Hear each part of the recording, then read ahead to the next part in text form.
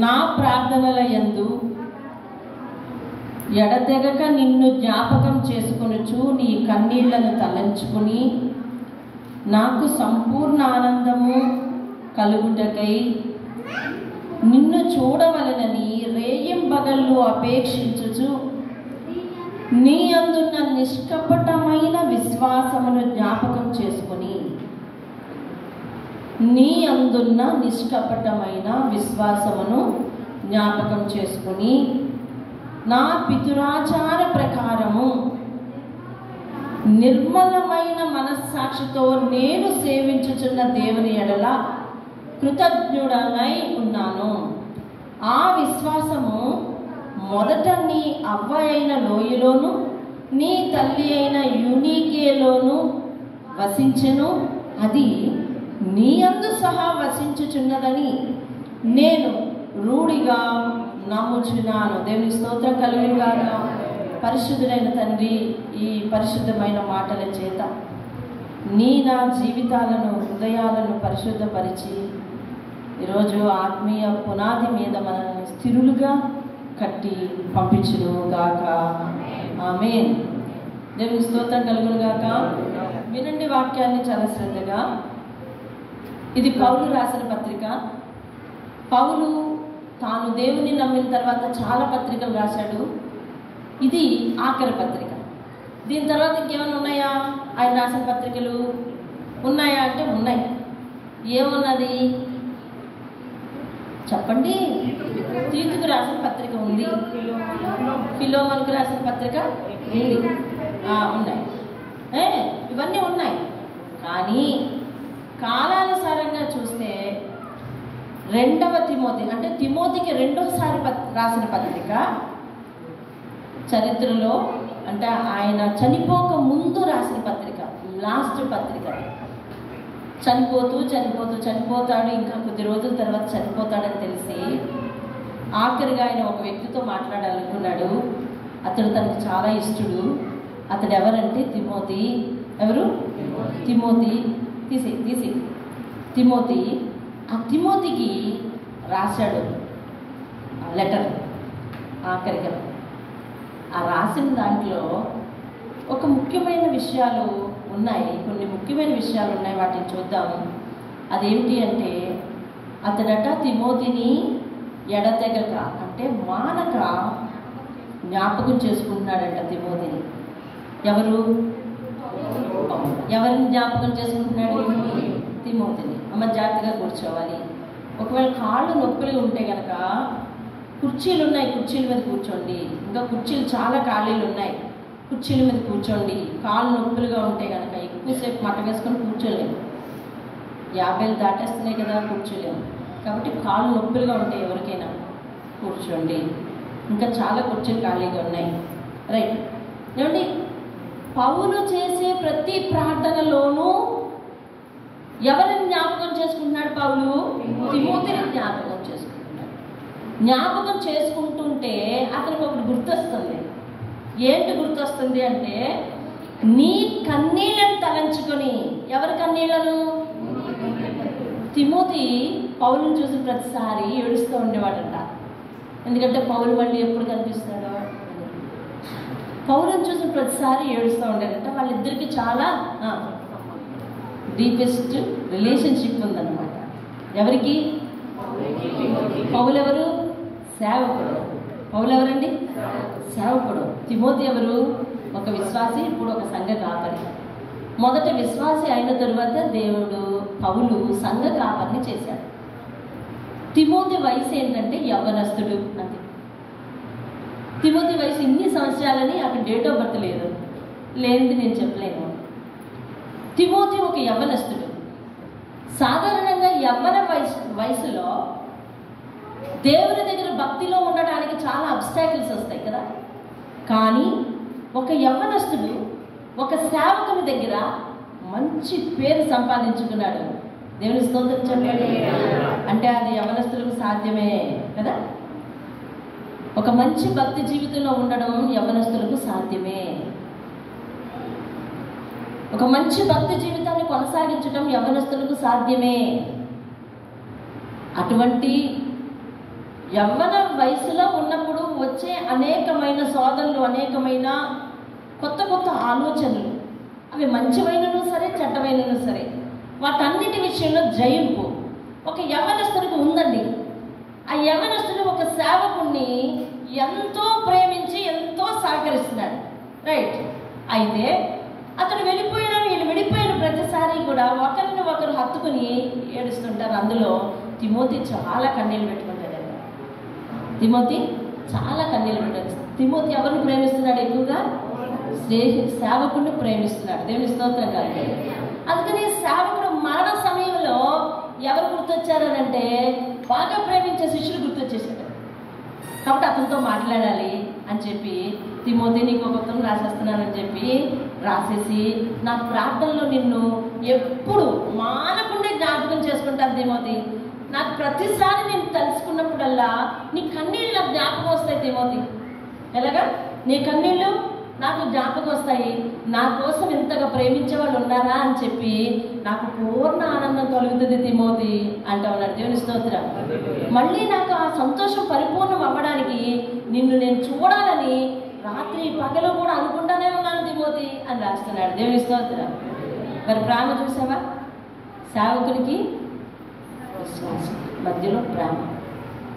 అయితే ఈరోజు దేవుడు సేవకుడిని బతిగా ప్రేమించాలి, సేవకుడినే పట్టుకొని ఉండాలి, అది గురించి మాట్లాడడానికి ఉద్దేశించలేదు.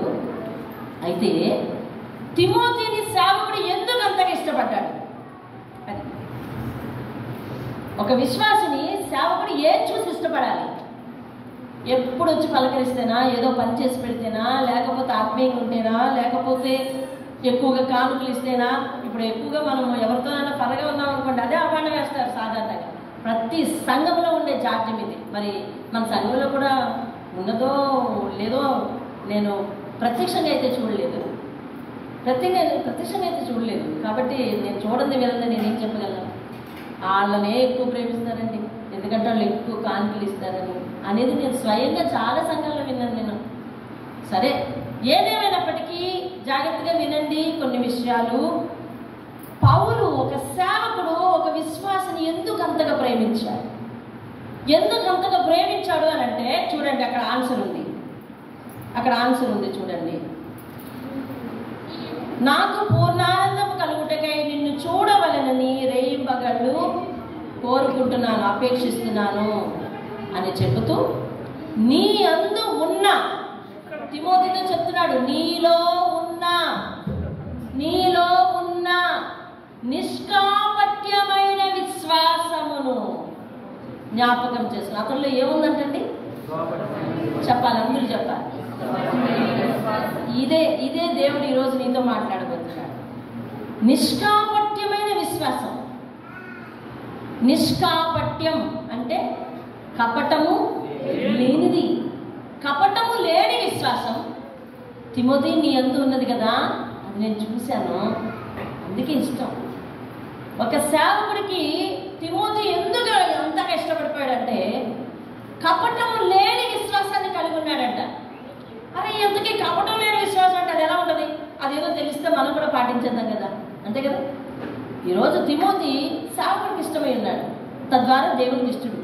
అలాగే మనం కూడా దేవుడికి ఇష్టం అవ్వాలి కదా, మనం కూడా దేవుడికి ఇష్టం అవ్వాలి, మనందరూ దేవుడికి ఇష్టం అవ్వాలి, మనందరూ దేవుడికి సేవకులు.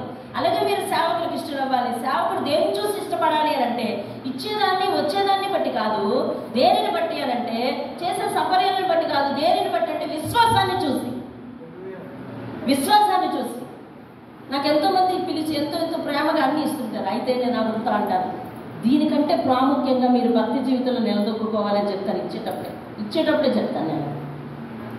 చాలామంది గుర్తుండే ఉంటుంది, ఆ మాట అందుకున్న వారందరికీ గుర్తుండే ఉంటుంది. ఇది కాదు, మీరు భక్తి జీవితం ఇంకా స్థిరపడాలి. మీరు మమ్మల్ని ప్రేమిస్తున్నారు బాగానే, ఇస్తున్నారు బాగానే, కానీ భక్తి జీవితంలో స్థిరపడాలి అంటూ ఉంటారు. ఎందుకనంటే నీవు భక్తి జీవితంలో స్థిరపడకుండా పూర్తిగా దేవునికి ఎలా అప్పగించేది? నేను పూర్తిగా దేవునికి అప్పగించాలి అంటే నీలో పూర్తి అయిన భక్తి విశ్వాసం ఉండాలి. నిష్కాపట్యమైన కపటము లేని విశ్వాసం. అసలు కపటము లేని విశ్వాసం అంటే ఎలా ఉంటుంది? అసలు అది ఉంటేనే కదా దేవునికి ఇష్టం అవుతాం మనం. అది ఉంటేనే దేవునికి ఇష్టం అవుతాం. వింటున్నారు? అందరు శ్రద్ధగా వింటున్నారు, చేతండి. అది శ్రద్ధగా వెళ్ళలేదు. నేనేమన్నాను? శ్రద్ధగా వింటున్న వాళ్ళు చెయ్యొద్దండి అన్నాను. అది వినలేదు కాబట్టి హల్లెలూయా అన్నాను. సరిగ్గా వినాలి, నా వర్డింగ్ శ్రద్ధగా వింటున్నారు లేదా? వింటున్న వాళ్ళు చెయ్యొద్దండి అంటే చెయ్యొద్దాను. సరే, అందుకని మరి వినండి, శ్రద్ధగా వినండి. అయితే ఈ నిష్కాపట్యమైన విశ్వాసం అంటే ఏంటి? కపటము లేని విశ్వాసం అంటే ఏమిటి? ఉదాహరణ, పేతురు యేసుతో పాటు ఉన్నాడు. యేసు వెనక అనేక రీతులుగా పరిచర్య చేశాడు. పేతురు తెలియని వాళ్ళు ఎవరైనా ఉన్నారా? మీరు కాదు, ఆ దేశం ఎవరు తెలియని వాళ్ళు ఎవరు లేరు. ఎందుకనంటే ఏ పని చేయడానిక ముందు నేను అంటాడు. పేతురు దుడుకు స్వభావం ఎక్కువ, గట్టిగా మాట్లాడతాడు. యేసుతో కూడా గట్టిగానే మాట్లాడతాడు. అందరినీ ప్రశ్నిస్తాడు, యేసుని ప్రశ్నిస్తాడు. ఏమండి, అందరినీ రీజనింగ్ అడుగుతాడు, యేసుని కూడా రీజనింగ్ అడుగుతాడు. కాబట్టి తనకు ఒక దుడుకు స్వభావం. శిష్యులందరిలో మంచి పేరు తెచ్చుకున్నాడు. పేతురు అంటే పేతురు చాలా టాక్ ఉంది. అట్లనే అక్కడ ఉన్న చుట్టుప్రక్కల ప్రాంతాల్లో కూడా పేతురు గారు అంటే మంచి టాక్ ఉంది. కాబట్టి పేతురు విశ్వాసంలో కూడా దిట్ట. తన నలుగురు కుమార్తెలను కూడా ప్రవర్తన చేశాడు. దేవుని స్తోత్రం కలిగి నలుగురు పిల్లల్ని ఏం చేశాడండి? ప్రవర్తన చేశాడు, సేవకులను చేశాడు. నలుగురు పిల్లల్ని కూడా సేవకులను చేశాడు. అర్థమవుతుందండి? మన పిల్లల్ని సేవకులు చేయాలి అంటే ఉద్యోగాలు చేయకూడదని కాదు, చెయ్యాలి. ఈ రోజుల్లో ఉద్యోగం చేస్తూ సేవ చేయాలి. అంటే మీరు చేస్తున్నారు కాబట్టి అలా చెప్తున్నారా అంటే నీ పిలుపు ఎట్లా ఉంటే అలా ఫాలో అవ్వాలి. అర్థమవుతుందండి? నీ పిలుపు ఎలా ఉంటే అలా ఫాలో అవ్వాలి. ఈ రోజుల్లో ఇంకా రానున్న రోజుల్లో అసలు తీసుకునేది ఏమీ ఉండదు, ఇచ్చేది ఏమీ ఉండదు. ఎవరు? మనమే తిరిగి పెట్టుబడి పెట్టి ఇతరులకు సువార్త చేయవలసిన పరిస్థితి ఉంది. కాబట్టి ఉద్యోగంతో పాటు నేను ఉద్యోగం చేస్తున్నా కాబట్టి సేవ చేయడానికి కుదరదని పరిస్థితులు ఎవరు ఉండకూడదు. అది పరిస్థితులు ఇది చేయాలి, అది చేస్తూ ఉండాలి. అవసరమైతే మన చేతిని వెచ్చించి చేస్తూ ఉండాలి. అటువంటి స్థితిలోకి మనం రావాలి. దేవుని స్తోత్రం కలుగును గాక. అయితే తన నలుగురు కుమార్తెలను కూడా ప్రవర్తన చేశాడు కాబట్టి మంచి పేరు ఉంది ఆయనకి. అందులోనూ శిష్యులందరికంటే యేసు మీద ఎక్కువ ప్రేమ చూపిస్తూ ఉంటాడు. యేసు మీద ఎక్కువ. మనం దేని గురించి మాట్లాడుతున్నాం ఇప్పుడు? నిష్కాపట్యమైన విశ్వాసం. ఆ కాన్సెప్ట్ మర్చిపోతుంది. కపటము లేని విశ్వాసం ఎలా ఉంటుంది అని అమితంగా ప్రేమిస్తాడు. ఒకరోజు యేసయ్య అన్నాడు, ఇదిగో మనందరం ఈ రాత్రి కూర్చుని మనం భోజనం చేయాలి. ఇంకా కాసేపట్లో నన్ను అధికారులు వచ్చి తీసుకెళ్ళిపోతారు. మనిషి కుమారుడు పట్టబడబోతున్నాడు, మనుషుల చేతికి అప్పగించబడిపోతున్నాడు. వారు ఆయన్ను సిలువ వేస్తారు. కాబట్టి మనము ఈ రాత్రి ఏం చేద్దాం? కూర్చుని, అమ్మా వింటున్నారా? కూర్చుని మనము సహభక్తి భోజనం చేద్దాం, రొట్టె విరుద్దామని చెప్పి అందరు కలిపి కూర్చుంటే సంభాషణ వస్తుంది, టాపిక్ వస్తూ ఉంది. అందులో, అయ్యా నిన్ను తీసుకెళ్ళిపోతారా? తీసుకెళ్ళిపోతారు. అయ్యా నిన్ను హింసిస్తారా? హింసిస్తారు. నిన్నెవరయ్యా అసలు పట్టి పంపించేసేది? ఎవరు పట్టుకెళ్ళదు కదా, మేము అందరూ అడ్డేస్తాము అన్నారు. మీరందరూ అడ్డేయడం కాదు, మీలో ఒకడే నన్ను అప్పగించేస్తాడు. ఈయన రొట్టె ఇచ్చుకుంటే యోధ దగ్గరికి వచ్చాడు. యోధ దగ్గరికి వచ్చేసరికి సంభాషణ జరుగుతుంది అన్నమాట. అక్కడి నుంచే జరుగుతుంది. అయ్యా మాలో ఎవరైనా ఇచ్చేస్తామా రొట్టె? మాలో ఎవరైనా అప్పచెప్పేస్తామా? నిన్ను ఎవరు అప్పచెప్పేస్తామయ్యా? మాలో ఎవరు మిమ్మల్ని అప్పచెప్పేది అని పేతురు గట్టిగా అరుస్తున్నాడు. కరెక్ట్గా యోధ దగ్గరికి వచ్చాడు, గిన్నె అందిస్తున్నాడు. అన్నాడు, నాతో పాటు పాత్రలో చేయి ముంచిన వాడే అన్నాడు. ఈ పాత్రలో చేయి ముంచిన వాడే అన్నాడు. అప్పటికి ఎవరు ముంచారు? యోధ ముంచారు. వెంటనే యోధ కొంచెం షివరింగ్ వస్తుంది. నా గురించి తెలిసిపోయింది. మిగతా వాళ్ళందరూ కూడా రీజనింగ్ అడగలేదు, కాము ఉన్నారు. తర్వాత మళ్ళీ ఒక సంభాషణ వచ్చింది. అయ్యా నిన్ను శిక్షిస్తారా? బాగా శిక్షిస్తారు. మరణానికి అప్పగిస్తారా? అప్పగిస్తారు. అప్పుడు పేతురు కౌగిలితో ఇలా పట్టేసుకున్నాడు, చేయి పట్టేసుకున్నాడంట. అయ్యా అలా జరగడానికి వీల్లేదు, నేను వదలను అంటున్నాడు. అప్పుడు యేసయ్య అన్నాడు, నాయనా నువ్వు ఇలా అంటున్నావు కానీ నన్ను ఈ రాత్రి పట్టుకెళ్ళిపోయిన తర్వాత 3 సార్లు ఆయన ఎవరో నాకు తెలియదు అని 3 సార్లు నువ్వు అన్న తర్వాతనే కోడికి వస్తుంది, నీకు ఇదే ఆనవాలు అని చెప్పాడు. అర్థమైందండి? అయితే పేతురు బుకాయించాడు. మళ్ళీ బుకాయించాడు. ఏమనంటే అలాగ జరగడానికి వీల్లేదు. నేను నిన్ను వదలనంటే మనం దేని గురించి వింటున్నాం? కాన్సెప్ట్ వదిలేకండి. మనం దేని గురించి వింటున్నాం? నిష్కాపట్యమైన విశ్వాసం గురించి వింటున్నాం. వదలనంటే యేసయ్య అన్నాడు, సాతాను పట్టుకున్నట్టు నువ్వు నన్ను పట్టుకొని ఏడిపించుకున్నాడు. వదిలేసి అయిపోయింది. కాసేపు ఆగాక వాళ్ళు వచ్చారు. వాళ్ళు వచ్చిన తర్వాత యోధా అన్నాడు, నేను ఎవరిని ముద్దు పెట్టుకుంటానో ఆయనే తీసుకెళ్ళిపోండి అన్నాడు. వెళ్ళి యేసయ్యకి ముద్దు పెట్టాడు. ముద్దు పెట్టేస్తే వాళ్ళు వచ్చి ఈయనకేమో వేడిలు వేసేసారు, తీసుకెళ్ళిపోయారు. అందరూ ఎటోళ్ళట్టు చెదిరిపోయారు. యోధా మాత్రం ధైర్యంగా పోయాడు. వాళ్ళు హింసిస్తారేమో అని తెలిసిపోయింది. సిలువకు అప్పగించండి అన్న పదం విన్నాడు. అయితే ఈయన చంపేస్తారని చెప్పి వెళ్ళి, నాకు డబ్బులు వద్దు, నా డబ్బులు నాకు ఇచ్చేయండి, ఆయనతో మాట్లాడతారని నేను అప్పగించాను తప్ప శిక్షిస్తారని చంపేస్తారని నేను అప్పగించలేదు, నా డబ్బులు నాకు ఇచ్చేయండి అని అన్నాడు. అయినా కానీ వెళ్ళలేదు. పోయి గురి పెట్టుకున్నాడు. అతని విషయం వదిలేసింది. ఇప్పుడు పేతురు మాత్రం కొంచెం దుడుకు కదా, ఆయన ఆతలు పోతున్నాడు. ఏం జరుగుతుందో చూడటానికి వెనకాతలు పోతున్నాడు. లోపలికి వెళ్ళిపోయి ఓ దగ్గర ఆగిపోయాడు జనం మధ్యలో. అక్కడ ఆ లోగిల్లో నడిచే వాళ్ళు, ఆడవాళ్ళు, వాళ్ళు ఈయన చూసి, ఈయన ఏసుతో పాటు ఉన్నట్టున్నాడే, ఈయన ఏసుతో పాటు ఉన్నవాడే అని అంటే అబద్ధం ఆడేసి. ఇలా ఎన్నిసార్లు అబద్ధం ఆడారు మీరు చెప్పాలి? 3 సార్లు. వెంటనే ఏం వినిపించింది?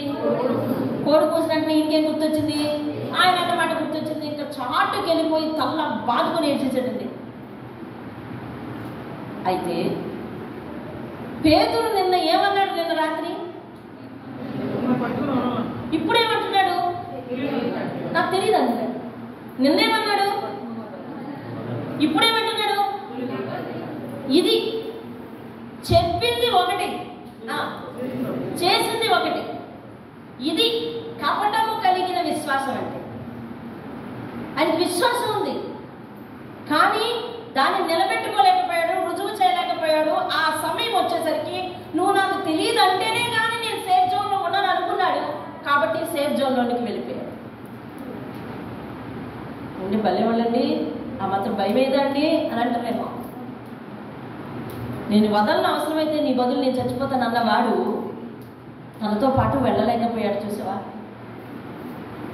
ఈ లోకంలో మానవులందరిది కపటమైన భక్తి, కపటమైన విశ్వాసము, కపటమైన ప్రేమ అని చెప్పలేము. మనలో చాలామంది ఆయనకు నిష్కాపట్యమైన విశ్వాసాన్ని కనపరచగలరు. విన్నరా? ఇప్పుడు చెప్పండి, నిష్కాపట్యమైన విశ్వాసం అంటే ఏంటి? చెప్పింది చేయడం. దేవుని స్తోత్రం. చెప్పింది చేయడం, చేసేదే చెప్పడం, చేసేదే చెప్పడం. దేవునికి మాట ఇచ్చామంటే మాట మీద నిలబడ్డాం. సమర్పించుకున్నాము అంటే సమర్పణ మీద నిలబడ్డాం. నేను సమర్పించుకోను అంటే నీకు ఒక నమ్మకం ఉంది. ఏంటో తెలుసా? నేను మాట మీద నిలబడ్డాను. నేను సమర్పణ మీద నిలబడ్డాను, నీకు నమ్మకం ఉంది, అందుకే సమర్పించుకో. సమర్పించుకున్నావా దాని మీద నిలబడాలి. నిలబడకపోతే నీ విశ్వాసాన్ని పరీక్షగా తెలుస్తుంది. అదేనా? ఇప్పుడు ఒక అతను మాట ఇచ్చాడు. నాకు 2 కొడుకులు ఉన్నారు. అందులో ఒకడు మాట ఇచ్చాడు. ఏమనంటే, అమ్మ నువ్వు చెప్పింది నేను అలాగనే చేస్తాను, రేపటి పూర్తి చేసేస్తాను నా పని, రేపటి పూర్తి చేస్తాను, నన్ను నమ్ము అన్నాడు. ఒకడేం మాట్లాడలేదు, ఊరుకున్నాడు. నేను ఆసక్తి ఎవరిమే పెట్టుకుంటాను, చేస్తాను. ఒకవేళ చెయ్యకపోతే ఎవరిని అడుగుతాను? రెండో వాడి గురించి నా ఉద్దేశం ఏంటో తెలుసా? అసలు వీడికి నా మాట మీద లెక్కలేదు. వాడేమనుకుంటాడంటే రేపు అన్నయ్య అలాగే ఎగ్గొట్టేస్తాడు, అమ్మ ఎవరిని అడుగుతుంది, అన్నయ్యనే లెక్క అడుగుతుంది. నన్ను కానీ అడిగింది అనుకో, నేనైనా మాట ఇచ్చానా అనొచ్చు. సమర్పణ చేసుకోను అనే వాళ్ళ ద్వారా ఇలా ఉండకూడదు. సమర్పణ అంటే నీకు భయం, ఓకే, కానీ విశ్వాస పరీక్షలో నువ్వు నెగ్గాలో లేదో తెలిసేది ఎప్పుడు తెలుసు? సమర్పణ చేసుకుంటేనే. సమర్పణ చేసుకుంటేనే. ఇతనికి సమర్పణ ఉంది. ఎలా ఉందో తెలుసా? ఇగో నీ బదులు నేనైనా శిక్ష పొందుతాను, నువ్వు అలా అవ్వడానికి వీల్లేదు అనే సమర్పణ ఉంది. కానీ దాని మీద నిలబడే గట్స్ లేకపోయాయి. ఈరోజు చాలా మందికి సమర్పణ ఉంది. మీలో కూడా సమర్పణ చాలా మంది చేసుకున్నారు. మీలో కూడా చాలా మందికి దేవునికి మాట ఇచ్చారు. మీలో కూడా చాలా మంది దేవునికి దగ్గరగా వెళ్ళారు. ఈరోజు ఆయన రొట్టెలో పాలు పంపులు పొందుకోబోతున్నా. కాబట్టి ఈ వాక్యం మీరు విని తీరాలి. మొన్న నేను పెదరామభద్రపురం వెళ్ళినప్పుడు అక్కడ వాక్యం ఇదే. ఏమండి, సమర్పణ చేసుకుని దేవునికి మాట ఇచ్చి తప్పిపోయి ఉన్నారు. కానీ నేను విశ్వాసమే అంటున్నాను, నువ్వు విశ్వాసమే అంటున్నావు. ఎలా? కానీ దేవుడు ఒక విశ్వాసానికి ఒక పేరు పెట్టాడు. తిమోతికి ఉన్న విశ్వాసానికి ఏంటో తెలుసా? నిష్కాపట్యమైన విశ్వాసం. దేవుని స్తోత్రం. మన జీవితంలో చాలా కష్టాలు వచ్చినప్పుడు, శ్రమలు వచ్చినప్పుడు, మనసు బాధ అనిపించినప్పుడు, జీవితం బాధగా ఉన్నప్పుడు కొన్ని సమర్పణ చేసుకుంటాం. నేను ఇక్కడి నుంచి ఇట్లా ఉంటాను, అట్లా ఉంటానని. ఉన్నవా? లేవా? లేకపోతే నీది సరైన విశ్వాసం కాదు అని బైబిల్ చెప్తుంది. కపటం లేని విశ్వాసం ఏమిటి? ఒక సేవకుడికి శిష్యుడు ఎందుకు నచ్చాడు? చెప్పే పని చేస్తున్నాడు కాబట్టి, చెప్పిందే చేస్తాడు కాబట్టి, చెప్పినట్టుగా ఉంటాడు కాబట్టి, చెప్పింది చేస్తాడు, చేసింది చెప్తుంటాడు కాబట్టి అతను ఇష్టమయ్యాడు. మరి దేవుడికి మనం ఎప్పుడు ఇష్టపడతామో? ఇదిగో ఇప్పుడే ఇష్టపడతాము. ఈ స్థానంలో పౌలు దేవుడు అనుకోండి. తిమోతి నువ్వు వరకు తిమోతిగా నువ్వు దేవుడైన పౌలు స్థానంలో ఉన్న దేవుడికి ఇష్టపడాలి అని అంటే నువ్వు చెప్పిందే చేయగలగాలి, చెప్పింది చేసి తీరాలంటే అంతే. నేను విశ్వాసనే, నువ్వు విశ్వాసం ఎట్లా అయిపోతావు? నువ్వేమో చెప్పింది చేస్తావు, నేను చెప్పను, మాట ఇచ్చి తప్పిపోతాను. ఇప్పుడు చూసిన మా అన్నయ్యని అడిగితే అంటాడు, అమ్మ నేను చేయలేకపోయాను, నేను చేయలేదు అంటాడు. ఎందుకు చేయలేదని దేవుడు ఖచ్చితంగా ఎవరిని అడుగుతాడంటే మాట ఇచ్చిన వాడిని అడుగుతాడు. మాట ఇవ్వని వాడికి అసలు బాధ్యత లేదు, వాక్యమే ఎక్కలేదుగా. సమర్పణ లేకపోతే పోటీ లేదు విశ్వాస జీవితానికి, తెలుసా? సమర్పణ లేకపోతే అర్పణ లేదు, అర్పణ లేకపోతే మన దేవుడు ఎందుకు? దేవుడికి నువ్వేది ఇవ్వకపోతే నువ్వెందుకు? అదేనండి, ఇచ్చి అందరూ తప్పిపోతున్నారని మనం చేసుకోకుండా ఉండకూడదు. ఇచ్చి తప్పిపోయారంటే వాళ్ళ విశ్వాసం అది, వాళ్ళ విశ్వాసం అది. నిష్కాపట్యమైన విశ్వాసం గురించి దేవుడు మాట్లాడుతున్నాడు. దేవుని స్తోత్రం. మన జీవితంలో ఎన్నో వాగ్దానాలు చేసేస్తాం. నాయన ఇదిగో ఈ రోజు నుంచి నేను ఇలా చేయను, ఈ రోజు నుంచి ఇలా చెందను, ఈ రోజు నుంచి నేను ఇలా ఉండను అని. మేము సేవలోకి రాకముందు మరి చిన్న చిన్న సినిమాలు చూసేవాళ్ళం. చిన్న సినిమాలు అంటే అయ్యాలు ఉంటాయి, చిన్న టీవీలో సినిమాలు చూసేవాళ్ళం. మా ఇంట్లో టీవీ లేదు. ఇంటి అంత పని చేసేసి అంత బుద్ధిగా ఉంటే మా అమ్మ దగ్గరికి వెళ్ళి చేతులు కట్టుకుని అడగాలి, అమ్మ టీవీకి పంపించవా అని. అప్పుడు మా అమ్మ ఎవరింటికి టీవీ పంపిస్తుంది? ఎదురింటి వాళ్ళకి ఇంటికి టీవీ పంపిస్తుంది అనుకోండి, వాళ్ళ ఇంట్లో చుట్టాలు లేకుండా. మరి అప్పుడే డ్యూటీ నుంచి వచ్చిన మగవాళ్ళు లేకుండా, ఎందుకంటే వాళ్ళు విసుగ్గా ఉంటుంది కదా. ఆ పరిస్థితులన్నీ చూసి అంతా ప్రశాంతంగా ఉంది అంటేనే వాళ్ళ ఇంటికి వెళ్ళమనేది, లేకపోతే పంపించేది కాదు. అది కూడా ఎప్పుడు అది ఏదో సినిమా ఉండేదండి, ఏదో రోజు సినిమా ఉండేది దూరదర్శన్లో, ఆ రోజే పంపించేది. చూస్తున్నా దేవుళ్ళలోకి వచ్చిన తర్వాత సినిమాలు చూడము అని తీర్మానించుకున్నాం. సినిమాలు చూడము అని తీర్మానించుకున్నాం. ఎందుకంటే సేవకులు చాలా పడి లేచి వస్తారండి. పెద్ద పెద్ద కథలు, పెద్ద పెద్ద ఉదాహరణలు అవసరంలే. వాళ్ళ జీవిత సాక్ష్యమే మనకు ఒక ఉదాహరణ. సినిమాలు చూడము అని తీర్మానించుకున్నాం. అయిపోయింది. మా అమ్మ చూడడం మనిషి, మా నాన్న చూడడం మనిషి. మేము అనుకుంటున్నాం ఏమనంటే, వీళ్ళకేం వీళ్ళు ముసలు అయిపోయింది కదా, వీళ్ళు అప్పుడు చూసినవన్నీ చూసేసారు, ఇప్పుడేమో చూడమంటున్నారు, మరి మనం చూడాలి కదా అనుకునేవాళ్ళు. కొన్నాళ్ళ తర్వాత దేవుడు వాక్యంతో మాట్లాడాడు. సరే చూడకూడదని మేము కూడా, అందులో లాజిక్ అర్థమైంది ఎందుకు చూడకూడదు. సరే అయిపోయిన తర్వాత సినిమా హాల్కి వెళ్ళడం మానేసాం. ఎప్పుడైనా ఒకసారి మా అమ్మాళ్ళు ఎప్పుడో తీసుకెళ్ళలేదు, ఎప్పుడైనా తీసుకెళ్తే చుట్టాలు వస్తే తీసుకెళ్ళమే మమ్మల్ని. అయిపోయింది. ఆ తర్వాత దేవుడు ఆశీర్వదించాడు, ఉద్యోగం ఇచ్చాడు. ఆ తర్వాత ధ్యాస అంతా ఇంట్లో ఒక టీవీ ఉంటే బాగుందని మళ్ళీంది. అప్పుడు మేము వెళ్ళి అంతసారి 1200 చేతంతో ఒకేసారి టీవీ కొనలేం కాబట్టి అప్పుడు వెళ్ళి ఇన్స్టాల్మెంట్ మీద తెచ్చుకుని మళ్ళీ ఇంట్లో పెట్టుకున్న కాడి నుంచి మొదలైంది కదా. ఎలాగా ఆ వదిలేసింది ఉందే, ఏంటిదది వదిలేసింది? మళ్ళీ ఇప్పుడు ఆదివారానికి మారిపోయింది సినిమా. ఆదివారం వెళ్ళగా స్కూల్ సెలవు రోజు పెట్టాడులే. మళ్ళీ రోజు పెట్టాడు అని చెప్పి ఏమండి ఇంకా మరి కొత్త టీవీ సంఘంలో కూర్చొని నేను ఎందుకు నా దౌర్భాగ్య జీవితాన్ని ఒకసారి చెప్పడానికి ఎందుకు ఇష్టపడుతున్నానంటే ఇటువంటి స్థితి మనందరిలో ఊగిసలాట ఉంటుంది. ఒక సమర్పణ లేని జీవితంలో ఊగిసలాట ఉంటుంది. ఒక విషయాన్ని వదులుకోలేని జీవితంలో ఊగిసలాట ఉంటుంది. దేవుడు ఒకలా చెప్తుంటే నువ్వు ఒకలా డైరెక్షన్లో వెళ్తుంటే ఊగిసలాట ఉంటుంది. అర్థమవుతుందండి. ఇంకక్కడి నుంచి చర్చలో కూర్చుని నాన్న ఎప్పుడు వాక్యం అవగొట్టేస్తారా, నాన్న ఎప్పుడు వాక్యం ముగించేస్తారా, నాన్న ఎప్పుడు వాక్యం ముగించేస్తారా అని ఎదురు చూసేవాళ్ళం. అయిపోయింది వెంటనే మేము ఇంకో చోటకి అప్పటి నుంచి చేసి వెళ్ళాలి. నెల్లిపూడి నుంచి డిఎల్పురం వెళ్ళాలి. గబ వెళ్ళిపోయి ఎంత సమిష్టిగా పనిచేసేవాళ్ళంటే ఉట్టప్పుడు మాకు ఐక్యత ఉండేది కాదు. వారం అంతా గొడవలే. ఆదివారం నాడు మాత్రం టీవీ దగ్గర కలిసిపోయేవాళ్ళు అందరూ. అర్థమవుతుందా? నేను కాలు కడేసుకుంటాను, నువ్వేమో కాళ్ళకి నీళ్ళు పెట్టేసే, నువ్వేమో అన్నం తెచ్చేసే, నువ్వేమో టీవీ ఆన్ చేసేసే, నువ్వేమో చేపలు వేసేసే. అందరూ కొంచెం ఇప్పుడు దాకా వినదేంటి వాక్యం, ఇప్పుడు వచ్చి వినేదేంటి సినిమా. ఇది ఒకప్పుడు సమర్పించుకున్నది కదా. అవును, ఇది దేవుడు ఎలా సరి చేసాడో తెలుసా? దేవుడు ఎలా సరి చేసాడో తెలుసా? ఎలా సరి చేసాడో తెలియాలంటే చాలా ఒక రోజు పట్టేస్తుంది నేను చెప్పడం. కానీ తీసి జల్ల కొట్టినట్టుగా మా జీవితంలో ఒక సంఘటన జరిగేసరికి దెబ్బకి అందరం కూడా సెట్ అయిపోయి బైబిల్ దగ్గరికి వచ్చేసాం. దేవుని స్తోత్రం కలిగింది గారు. హల్లెలూయా. రాత్రి ఏమన్నా ప్రోగ్రామ్ ఉంటే ఏం చేయాలి తెలుసా? రాత్రి ఏమన్నా ప్రోగ్రామ్ ఉంటే ఏం చేయాలి తెలుసా? ప్రార్థన గబ్బగబ్బా చేసేయాలి. ఇది ఒక సమర్పణ, ఇది విశ్వాసమా? ఇది నిష్కాపట్యమైన విశ్వాసం కాదు, కపటంతో కూడిన విశ్వాసం. సమర్పించుకున్నది ఒకటి, ప్రవర్తిస్తున్నది ఒకటి. అర్థమవుతుందా?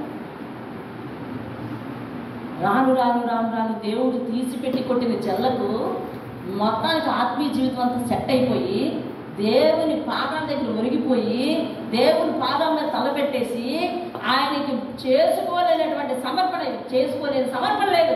అటువంటి సమర్పణలు చేసుకొని ఎట్టకేలకు ఒక 3 సంవత్సరాలుగా శ్రమ నుంచి బయటపడి ఎన్ని సంవత్సరాలకి పడ్డం ఎంతసేపు? నిమిషంలో. కోలుకోవడం ఎంతసేపు? చెప్పలే. అది వ్యక్తిని బట్టి డోసేజ్ ఉంటుంది అనమాట. అంతే, వ్యక్తిని బట్టి వ్యక్తిత్వాన్ని బట్టి కోరుకునే డోసేజ్ ఉంటుంది. అదేనండి. దెబ్బ తగలడం చాలా సులువు. మనం దేవునికి వ్యతిరేకంగా నడవడం సులువు. నడిస్తే ఆనందంగా ఉంటున్నాం అనిపిస్తుంది, అది సులువే. కానీ ఒకానొక సందర్భంలో దేవుని చేతిలో నువ్వు లేకపోవడం చూసి అపవాది కొట్టిన దెబ్బ మాత్రం ఉంటుంది. అది పడతావు, అది కూడా చాలా నిమిషంలో జరిగిపోద్ది. కానీ కోలుకోవటం మాత్రం చాలా నాడు. అందుకనే దేవుని వాక్యం చోటు ఉంది, నిన్ను నిమిషం మాత్రం విసర్జించింది కానీ గొప్ప వాత్సల్యంతో చేస్తాడు. నిమిషం మాత్రం వదిలేశాడంట. వదిలేసిన లోపల అపవాది పట్టుకొని కొట్టిందనమాట తీసి జల. అర్థమైందా? కొట్టేవాడు దేవుడు కాదు, ఆయన విడిచిపెట్టేస్తే మనకు ఆపదే. అర్థమైందండి? కొట్టిన తగిలిన దెబ్బ 3 సంవత్సరాలు అయింది కోలుకోవడానికి. కోలుకున్న తర్వాత ఇంకా అప్పుడు తిన్నగా అన్నీ సమర్పించుకొని ఇచ్చిన టీవీని దేనికోసం ఉపయోగించాలో దానికోసం ఉపయోగిస్తూ ఆత్మీయ జీవితానికి ఏ విధమైన డోకా లేకుండా చూసుకొని ఆయనకి ఇచ్చిన మాట మీద మేమందరం సెట్ అయ్యాము. నిష్కాపట్యమైన విశ్వాసంలోకి రావాలి ప్రతి ఒక్కరు. దేవుని స్తోత్రం. హల్లెలూయా. ఈరోజు నువ్వు టెస్ట్కి వచ్చావు దేవుని దగ్గరికి. ఏదంట? నిష్కాపట్యమైన విశ్వాసం. ఇక్కడ నిలబడి చాలా సాక్ష్యాలు చెప్తాం. సాక్ష్యం ప్రకారమే ఉంటామా? దేవుడు ఎన్నో తలాంతులు ఇస్తున్నాడు మనకి. దేవుడు ఎన్నో గిఫ్ట్స్ ఇస్తున్నాడు. నేను ఉదయం పిల్లలతో అదే చెప్పాను. మీకు లేని గిఫ్ట్స్ ఇచ్చాడు, లేని పరిస్థితులను మార్చాడు. పిల్లలతో అదే చెప్పాను, మీకు లేని పరిస్థితులను మార్చాడు. ఏమండి? ఇప్పుడున్న పోటీ తత్వంతో చదవాలి అంటే మీకు గొప్ప నాలెడ్జ్ ఇచ్చాడు. ఇవన్నీ గిఫ్ట్లు. ఇన్ని ఇచ్చిన దేవుని కోసం కొన్ని మనం వదులుకొని దేవుని కొరకు పటిష్టంగా స్థిరమైన పునాది మీద ఉండటం కపటము లేని విశ్వాసం. దేవుని స్తోత్రం. హల్లెలూయా. హన్నాకు బిడ్డలు లేదన్న సంగతి మీ అందరికీ తెలుసు కదా, అవునా? హన్నాకు బిడ్డలు లేని సమయంలో తను ఏడ్చింది. పడింది, చాలా బాధలు పడింది. ఆఖరికి బిడ్డ ఇంకా పాలు తాగుతున్నాడు. ఆమె దేవుడికి చెప్పింది ఏమనంటే, నా బిడ్డ పాలు విడిచాక నీకు ఇచ్చేస్తాను ప్రభువా అని దేవునికి చెప్పింది. కాబట్టి ఇప్పుడు పాలు విడవలేదు. ఇంకా వాళ్ళ ఆయన గారు వచ్చారు, అన్న బయలుదేరుతున్నావా యెరూషలేముకి అన్నారు. బయలుదేరుతున్నావా దేవుని మందిరానికి అని అంటే, నేను రాలేనయ్యా చెప్పింది. ఎందుకు రాలేనంటున్నావు? దేవుడు దీవించి నిన్ను బిడ్డనిస్తే నువ్వు మందిరానికి ఎందుకు రాలంటున్నావు అని అంటే, అయ్యా దేవుడు పాలు విడిచాక, బాబు పాలు విడిచాక నీకు ఇచ్చేస్తానని అన్నాను. చెప్పాను కాబట్టి చెప్పింది చెప్పినట్టు చేయడానికే మందిరానికి వస్తానండి. దేవుని స్తోత్రం. చెప్పింది చెప్పినట్టు చేయడానికి అంటే నేను మందిరంలో రావాలి అని అనుకున్నాను, అందుకని అట్లనే వస్తానయ్యా అని చెప్పి బిడ్డ పాలు విడిచాక తాను ఒక్కతే వెళ్ళింది, కుటుంబంతో వెళ్ళట్లేదు. ఉందా? కుటుంబంతో వెళ్ళట్లేదు అంటే ఆమె ప్రతి సంవత్సరానికి ఏడాది వెళ్తారు కదా, అప్పుడు వెళ్ళలేదు. ఏడాది వెళ్తారు కదా కుటుంబం అంతా, అప్పుడు వెళ్ళలేదు. పాలు విడిచాడు మధ్యలోని, వెళ్ళిపోయింది బిడ్డను తీసుకొని. వెళ్ళిపోయి ఆయనకి అన్నట్టుగా ఇచ్చేసింది. ఎవరమ్మా నువ్వు అని అడుగుతున్నాడు ఆయన సేవకుడు. అయ్యా నువ్వు దీవించావు కదా, దీవిస్తే నేను నా బిడ్డని మందిరానికి ఇస్తానన్నాను కదా, ఆ హన్నాన్ బాబు అంటే. అయితే నీ బిడ్డడు సిద్ధమేనా అంటే, ఇదిగో ఆడప్పుడే మోకరించి దండం పెట్టేస్తాడు దేవుడికి. నాయన నువ్వు ఇక్కడే ఉండాలి నాయన అంటే, నువ్వుతున్నా అన్నాడు. రైట్? ఏం చెప్తున్నావు? ఏ సాక్ష్యం ఇస్తున్నావు? ఏం సమర్పించుకున్నావు? నీ సమర్పణ ఎక్కడుంది? అటకలో ఉందా, పెడకలో ఉందా, ఎక్కడుంది? మిద్ది మీదకి పోయిందా, మేడ మీదకి పోయిందా, ఎక్కడికి పోయింది? నీ సమర్పణ ఎందుకు మధ్యమరపులో పెట్టేసుకున్నావు? బోర్డులో ఎందుకు ఉంచేసావు? నీ సమర్పణ ఆఫ్లో, స్విచ్ ఆఫ్లో ఎందుకు ఉంచావు? నాది విశ్వాసము, నేను విశ్వాసని అంటున్నావు. ఓకే, నా వరకు అందరి వరకు ఓకే. ఈరోజు నా పేరు చెప్తా, పద్మ గారు సంఘంలో విశ్వాసం, మా సంఘంలోకే వస్తారండి అని చెప్పుకుంటారు. అలాగే సత్య మా సంఘానికి వస్తారండి, అలాగే మా సంఘానికి వస్తారండి అని అంటూ ఉంటారు. కానీ దేవుని దృష్టిలో నువ్వు ఎలాంటి విశ్వాసవి? అదులను బట్టి భక్తి చేసే విశ్వాసవా? అవకాశాన్ని బట్టి భక్తి చేసే విశ్వాసవా? వీలును బట్టి భక్తి చేసే విశ్వాసవా? లేకపోతే అతడు దేవుడు, నేను మనిషిని, అతను నాకు కావాలి కాబట్టి నేను అతనికి ఇచ్చిన మాట ప్రకారం నేను జీవించాలి, అలా జీవిస్తేనే నాకు ఇచ్చిన మాట ప్రకారం ఆయన కూడా ఉంటాడు, నా విషయంలో దేవుడు సంతోషంగా ఉంటాడు, నేను దేవుని హృదయాన్ని సంతోషపెట్టేదానిని అనే స్థితిలోనికి నువ్వు వచ్చావా? ఏం విని వెళ్తున్నాము? ఆ విశ్వాసాన్ని కొనసాగిస్తున్నామా లేదా? వినటం వల్ల విశ్వాసం కలుగుతుందని బైబిల్ చెప్తుంది. మనం విని వెళ్తున్నాం కదా, నీలో ఎందుకు విశ్వాసం కలగట్లేదు అంటే మనది అక్కడితో విన్నంత వరకే రగిలే విశ్వాసం, మెట్లు దిగిన తర్వాత ఆరిపోయే విశ్వాసం అయితే మనది సరైన విశ్వాసం కాదే. దానికి బైబిల్ పెట్టే పేరేమిటి? కపటంతో కూడిన విశ్వాసం. కానీ తిమోతిలో అది లేదే. ఏ వాక్యం వింటాడో అదే చేస్తాడు, ఏది చెప్తాడో అదే చేస్తాడు, ఏది సమర్పించుకుంటాడో అదే చేస్తాడు. సేవకుడు ఏదైనా పని అప్పు చెప్పి తెలిస్తే ఆ పనిని అలాగే కొనసాగిస్తాడు. అందుకని తిమోతి అంటే పౌలుకి ఇష్టం. నువ్వు నా గురించి కార్చిన కన్నీళ్ళు నాకు గుర్తొచ్చేస్తున్నాయి తిమోతి అంటా ఉన్నాడు. ఇప్పుడు పౌలు స్థానంలో దేవుడి నుంచి ఊహించు, తిమోతి స్థానంలో నిన్ను పెట్టుకో. దేవుని కొరకు కన్నీరు కార్చి నీకు ఇచ్చిన సమర్పణ నేను నిలబెట్టుకోలేకపోతాను ప్రభు అని ఏనాడైనా ఏడ్చావా? సమర్పణ చేసుకున్నావు, మానేసావు. దేవునికి మాట ఇచ్చారు, మానేశారు అనుకుందాం. అయితే నువ్వు ఏ విషయంలో అయితే మానేసావు ఆ విషయంలో నీకు కన్నీరు వచ్చిందా? లేదు కదా. ఉదాసీనంగా చెట్టపట్టలు వేసుకుని ఉన్నామా? లోకంతో చెట్టపట్టలు వేసుకుని తిరుగుతున్నామా? అయితే మనలో దుఃఖం కలగలేదు. మారిన విషయం చేత, దేవునికి మాట ఇచ్చిన విషయంలో దుఃఖం కలగలేదు, పశ్చాత్తాపం కలగలేదంటే పశ్చాత్తాపాన్ని కలిగించేది ఎవరు? పరిశుద్ధాత్మ. పరిశుద్ధాత్మ మనలో లేదు.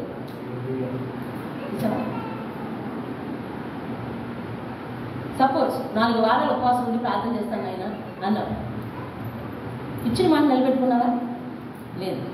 మొదటి వారం చుట్టాలు వచ్చారు, ఉపవాసం ఉండడానికి అవ్వలేదు. 2వ వారం డ్యూటీ పడిపోయింది, ఉపవాసం ఉండడానికి అవ్వలేదు. 3వ వారం క్యాంప్ తగిలింది, ఉపవాసం ఉండడానికి అవ్వలేదు. రేపు ఉంటాను, ఎల్లుండి ఉంటాను, ఇంకో 4 రోజులు ఉంటాను, ఇంకో 4 వారాలు ఉంటాను, ఇంకో 4 వారాలు ఉంటాను అంటున్నావు.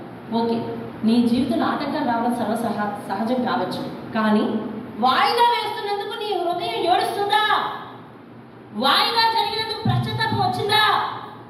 లేదు. పశ్చాత్తాపం చేస్తానన్నాను కదా, ఇప్పుడు పంపం పుట్టింది అని రెక్కలెస్ మేనర్ ఉందా? అయితే నీలో పరిశుద్ధాత్మ లేదు, నీది నిజమైన విశ్వాసం కాదు అని మీరే అనగలరండి. నేను అనలేను, నాకు ఆ హక్కు లేదు, నేను మనిషిని. కానీ వాక్యం చెప్తుంది, చెప్పిందే చేసే విశ్వాసమే కపటం లేని విశ్వాసం. దేవుని స్తోత్రం. కపటం లేని విశ్వాసం. ఎవరికి మాటిస్తున్నావు? దేవుని దగ్గర సమర్పణ అంటే ఏంటి? ఎవరికి మాటిస్తున్నావు? చెప్పండి రా, ఎవరికి మాటిస్తున్నారు? దేవునికి మాటిస్తున్నారు. దేవునికి మాట ఇచ్చి దేవుని మాట చొప్పున ఉండలేకపోతే ఎలాగా? దేవుడు చెప్పిన మాట చేయలేకపోతే ఎలాగా? ఇచ్చిన మాట చొప్పున ఉండాలి, చెప్పిన మాట కూడా చేయాలి. అది విశ్వాసం అంటే. దేవుడు ఏ మాట చెప్తున్నాడో ఆ మాట ప్రకారం చేయాలి. దేవుడు చెప్పిన మాటను పాటించాలి. దేవుడు చెప్పిన మాట ఏమిటి? నీకు అది ఆజ్ఞ. ఆజ్ఞ ఆశీర్వాదం. ఆజ్ఞ పాటించడం అంటే అర్థం ఏంటి? ఆజ్ఞ మన పేకకు ఉరి కాదు. కాదు. ఆజ్ఞ మన నడకకు క్యారిడార్ కాదు. అర్థమవుతుందండి? ఆజ్ఞ మనకు ఆశీర్వాదం. దేవుని స్తోత్రం చెప్పండి. ఆజ్ఞ మనకి ఏంటంట? ఆశీర్వాదం. నువ్వు ఆశీర్వాదంలోకి ప్రవేశించాలంటే ఆజ్ఞ పాటించాలి. నువ్వు ఆశీర్వాదంలోకి ప్రవేశించాలంటే ఆజ్ఞ పాటించాలి. అంతేగాని అర్జెంటుగా తగిలిపోయిందండి అదంటే అలా కాదు. అర్జెంటుగా మిస్ అయిపోయానంటే కాదు. అర్జెంటుగా ఏర్పాటు అయిపోయిందండి, అర్జెంటుగా వచ్చేసారండి అంటే కాదు. ఏది ఏమైనా తల మునకలైనా దేవునికి ఇచ్చిన మాట చొప్పున, దేవుడు చెప్పిన మాట చొప్పున చేయగలిగితే అది నీది, అది విశ్వాసం. దేవుని స్తోత్రం. ఇప్పుడు మనందరం పరీక్షించుకుంటున్నాం. ఏం పరీక్షించుకుంటాం చెప్పండి? ఏ విశ్వాసం? కపటం లేని విశ్వాసం ఉందా లేదా అని ప్రశ్నించుకుంటాం. మీ హృదయాన్ని అడగండి. ఇప్పుడు హృదయమా కపటం లేని విశ్వాసమేనా నీది అని అడిగేటప్పుడు నీ హృదయం చెప్తుంది, నువ్వు పలానా చేస్తానన్నావు చేయలేదు, పలానా ఉంటానన్నావు ఉండలేదు, పలానా సమర్పణలోనికి వెళ్తానన్నావు వెళ్ళలేదు అని నీ హృదయం ఏం చెప్తుంది? దేవుని మాట ఎప్పుడు నీతో మాట్లాడింది? నువ్వు మార్పు చెందడానికి అన్నాలు పడుతుంది. దేవునికి డబ్బులు ఇస్తే ఆశీర్వాదం వస్తుందా, లేకపోతే మన జీవితం ఇస్తే ఆశీర్వాదం వస్తుందా? జీవితం ఇస్తే ఆశీర్వాదం వస్తుంది. దేవునికి జీవితం ఇవ్వకుండా ఏమిస్తావు? కుటుంబాన్ని సంతోషంగా సన్నిధికి నడుపుకోకుండా ఏం చేస్తావు? ఏం సాధిస్తావు? కుటుంబం అంతా దేవుని సన్నిధిలో కనపడకుండా ఏం సాధిస్తావు చెప్పండి? మన నియంత్రణతో కుటుంబాన్ని నడుపుకోకూడదండి. మన నియంత్రణతో భక్తి జీవితాన్ని నడుపుకోకూడదు. అర్థమవుతుందండి? మన నియంత్రణతో భక్తి జీవితాన్ని నడుపుకోకూడదు. చాలా మందికి ఏకాంతంగా ప్రార్థన చేసే అలవాటు ఉండవచ్చు. ఇంట్లో ఒక్కరే ప్రార్థన చేసే అలవాటు ఉండవచ్చు. మరి నీవు కుటుంబంగా ఎప్పుడు కనిపిస్తావు దేవుని దగ్గర? దేవుని దగ్గర కుటుంబంగా కనిపించకపోతే నిన్ను నీ కుటుంబాన్ని ఎలా దీవిస్తాడు? నువ్వు మనస్ఫూర్తిగా కలవాలి అంటే అందరికంటే ముందు లేచి కలువు, లేకపోతే అందరికంటే తర్వాత వాళ్ళు వెళ్ళిపోయిన తర్వాత మళ్ళీ కలువు. అంతేకాని ముందు కుటుంబంగా కనిపించు. దేవుని స్తోత్రం. నేను ఎప్పుడు అంటుంటాను, ఎందుకంటే నేను చూసిన జీవితాలు, మీరు ఆదివారం చర్చకు వచ్చి వెళ్తున్నారు, మీకు చాలా సంగతులు తెలిసి ఉండొచ్చు, కానీ నేను వాళ్ళు ఎక్కడెక్కడ ఉన్నారో వెతికి వెళ్తూ ఉంటాను ఒక్కొక్కసారి. కాబట్టి కొంతమంది జీవితాలకు అర్థం లేదండి, వాళ్ళు ఎందుకు బ్రతుకుతున్నారో కూడా తెలియట్లేదు తెలుసా? భర్త ఉంటే భార్య లేదు, భార్య ఉంటే భర్త లేదు, తల్లిదండ్రులు ఉంటే పిల్లలు లేరు, పిల్లలు ఉంటే తల్లిదండ్రులు లేరు. వాళ్ళు కొంతమందిని కోల్పోయారు. మరి నీకు బిడ్డ ఉంది, భార్యలు ఉన్నారు, భార్య ఉంది, బిడ్డలు ఉన్నారు. భార్య బిడ్డలను కలిగి ఉండి దేవుని దగ్గర భార్య బిడ్డలతో కనిపించక, ఇంటిలో వారిని దేవుని పాదం దగ్గర నడిపించుకోక, మన ఇష్టానుసారంగా నడిచేది అది విశ్వాసమా? ఏమనుకుంటున్నావు నీ విశ్వాసం గురించి నువ్వు? ఈరోజు మనందరూ, నాతో సహా అందరూ క్వశ్చన్ చేసుకోవాలి. నా విశ్వాసం గురించి నేనేమనుకుంటున్నాను? నేను చేసే భక్తి కరెక్ట్ అండి అనుకుంటున్నావా? నీ విశ్వాసం సరిపోద్దని అనుకుంటున్నావా? ఏమనుకుంటున్నావు? పౌలుకి ఇష్టమయ్యాడు తిమోతి. దేవుడికి ఇష్టం అవ్వాలి. నువ్వు దేవుడికి ఇష్టం అవ్వాలంటే ఎలాంటి విశ్వాసం ఉండాలి? జీవితంలో ఒక సమర్పణ ఉండాలి, ఒక తెగింపు ఉండాలి, ఏమండి ఆయన కోసం బ్రతికే ప్రేమ ఉండాలి. ఇలాంటివన్నీ కలిగి ఉండాలి. దేవుని స్తోత్రం కలిగి ఉండాలి. హల్లెలూయా. అన్న మాట ప్రకారం ఇచ్చింది. ఇచ్చిందా లేదా చెప్పండి? ఇచ్చిందా లేదా? ఇచ్చింది. బాబు పేరుకి ఇస్తాను, తర్వాత మళ్ళీ నాకు ఇచ్చేస్తావేంటి అడిగిందా? అబ్రహాము ఒళ్ళో పిల్లాన్ని పెట్టుకొని ఆడుకుంటున్నాడు. దేవుడు వచ్చాడు, అబ్రహామా అయ్యా చెప్పండి, నీ ఒక్కగానొక్క బిడ్డని నాకు ఇవ్వు అంటే, ఎలా ఇవ్వాలి బాబు? బలి ఇవ్వు. సరే పట్టుకొచ్చేస్తాను. ఈరోజు మన పిల్లల్ని సండే స్కూల్కి పంపించలేకపోతున్నాం. ఆయన యాక్గా దేవుడికి బలే ఇచ్చేస్తానంటాడు. ఆయన యాక్గా దేవుడికి బలే ఇచ్చేస్తానంటున్నాడు. అర్థమైందా? సండే స్కూల్ పిల్లల్ని పంపించలేకపోతున్నాం. అర్థమైందా? ఏది నీ విశ్వాసం? నీ విశ్వాసం ఎలాంటి విశ్వాసం? అంతా బాగున్నంత వరకు దేవుని మీద ఆధారపడాలని అనిపించదండి. అలాంటి వాడిని నువ్వు కాకూడదు. మనసు బాగున్నప్పుడే, ఆరోగ్యం బాగున్నప్పుడే, అన్నీ బాగున్నప్పుడే దేవుని మీద ఆధారపడాలండి. దేవుని స్తోత్రం కలుగుతుంది. హల్లెలూయా. నువ్వు మార్కెట్కి వెళ్తున్నావు, ఒకే రకమైన షర్ట్లు 100 ఉన్నా అందులో మంచి దంచాలంటావు. అది డిజైన్ ఒకటే, మోడల్ ఒకటే, అన్నీ ఒకటే. రంగు ఒకటే. ఇప్పుడు షాపింగ్ మాల్లో పెడుతున్నారు చూసారా, ఒకే రకమైన డ్రెస్సులన్నీ దొంతులుగా పెడుతున్నారు.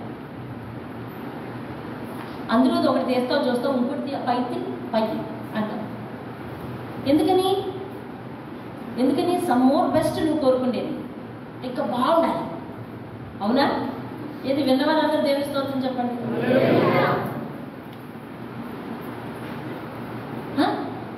ఇంకో సమ్ మోర్ బెస్ట్ కావాలి నీకు. మరి దేవునికి బెస్ట్ వద్దా? నీ ఆరోగ్యం బాగున్నప్పుడు వద్దా? నీకు అన్ని పరిస్థితులు బాగున్నప్పుడు, డబ్బు బాగున్నప్పుడు, ఆరోగ్యం బాగున్నప్పుడు, బంధువులందరూ ఉన్నప్పుడు, నీ మాట చెల్లుబాటు అవుతున్నప్పుడు నువ్వు దేవుని దగ్గరికి వస్తే ఎంత బాగుంటుంది?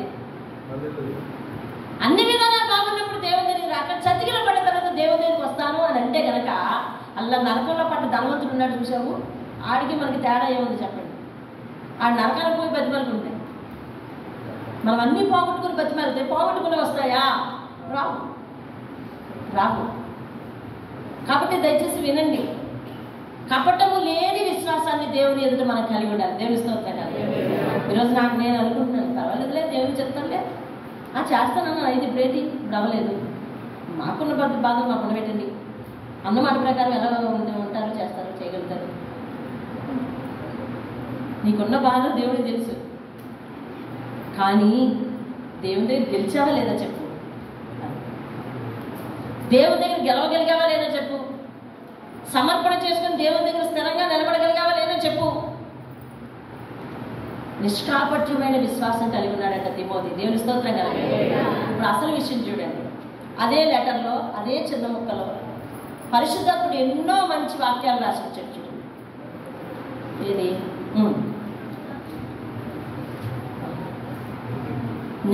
నీ అందున్న కపటమైన విశ్వాసమును చాలు అక్కడ ఆగి జ్ఞాపకం చేసుకొని అక్కడి నుంచి 3వ లైన్కి రండి. ఆ విశ్వాసము దొరికిందా మీకు? ఆ విశ్వాసము అంటే ఏ విశ్వాసము? నిష్కపటమైన విశ్వాసం. ఆ విశ్వాసం అంటే ఏ విశ్వాసం అండి? నిష్కపటమైన విశ్వాసము. ఇప్పుడు ఏమైంది అయితే, మొదట నీ అవ్వ అయినా, వాళ్ళ అవ్వ అంటే ఎవరు? అవ్వ అంటే మా అమ్మ కదా. అయితే అమ్మమై ఉండొచ్చు, నాన్నమై ఉండొచ్చు, వదిలేదు. మా అమ్మగారిలో ఉందంట ఏ విశ్వాసం? ఈ నిష్కపటమైన విశ్వాసం. ఆ విశ్వాసం అన్నాడు. ఆ విశ్వాసం మొదట మీ అమ్మగారిలో చూసానయ్యా, తిమోతితో రాస్తున్నాడు. ఆ విశ్వాసం మొదట మీ అమ్మగారిలో, మీ అమ్మగారిలో చూశాను బాబు. తరువాత ఆ విశ్వాసమేనా? ఆ విశ్వాసమే అంటే స్ట్రాంగ్ ఎవరు చెప్పండి? అమ్మమ్మ.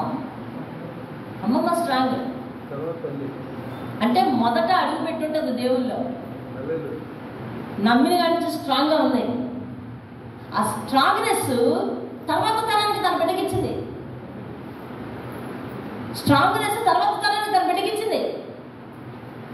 అది నీలో కూడా, నీ యందు కూడా సహవాసం చేస్తుందని చూస్తున్నాను అంటాడు. చదవండి ఇప్పుడు ఆ విశ్వాసం దగ్గర నుంచి చదవండి.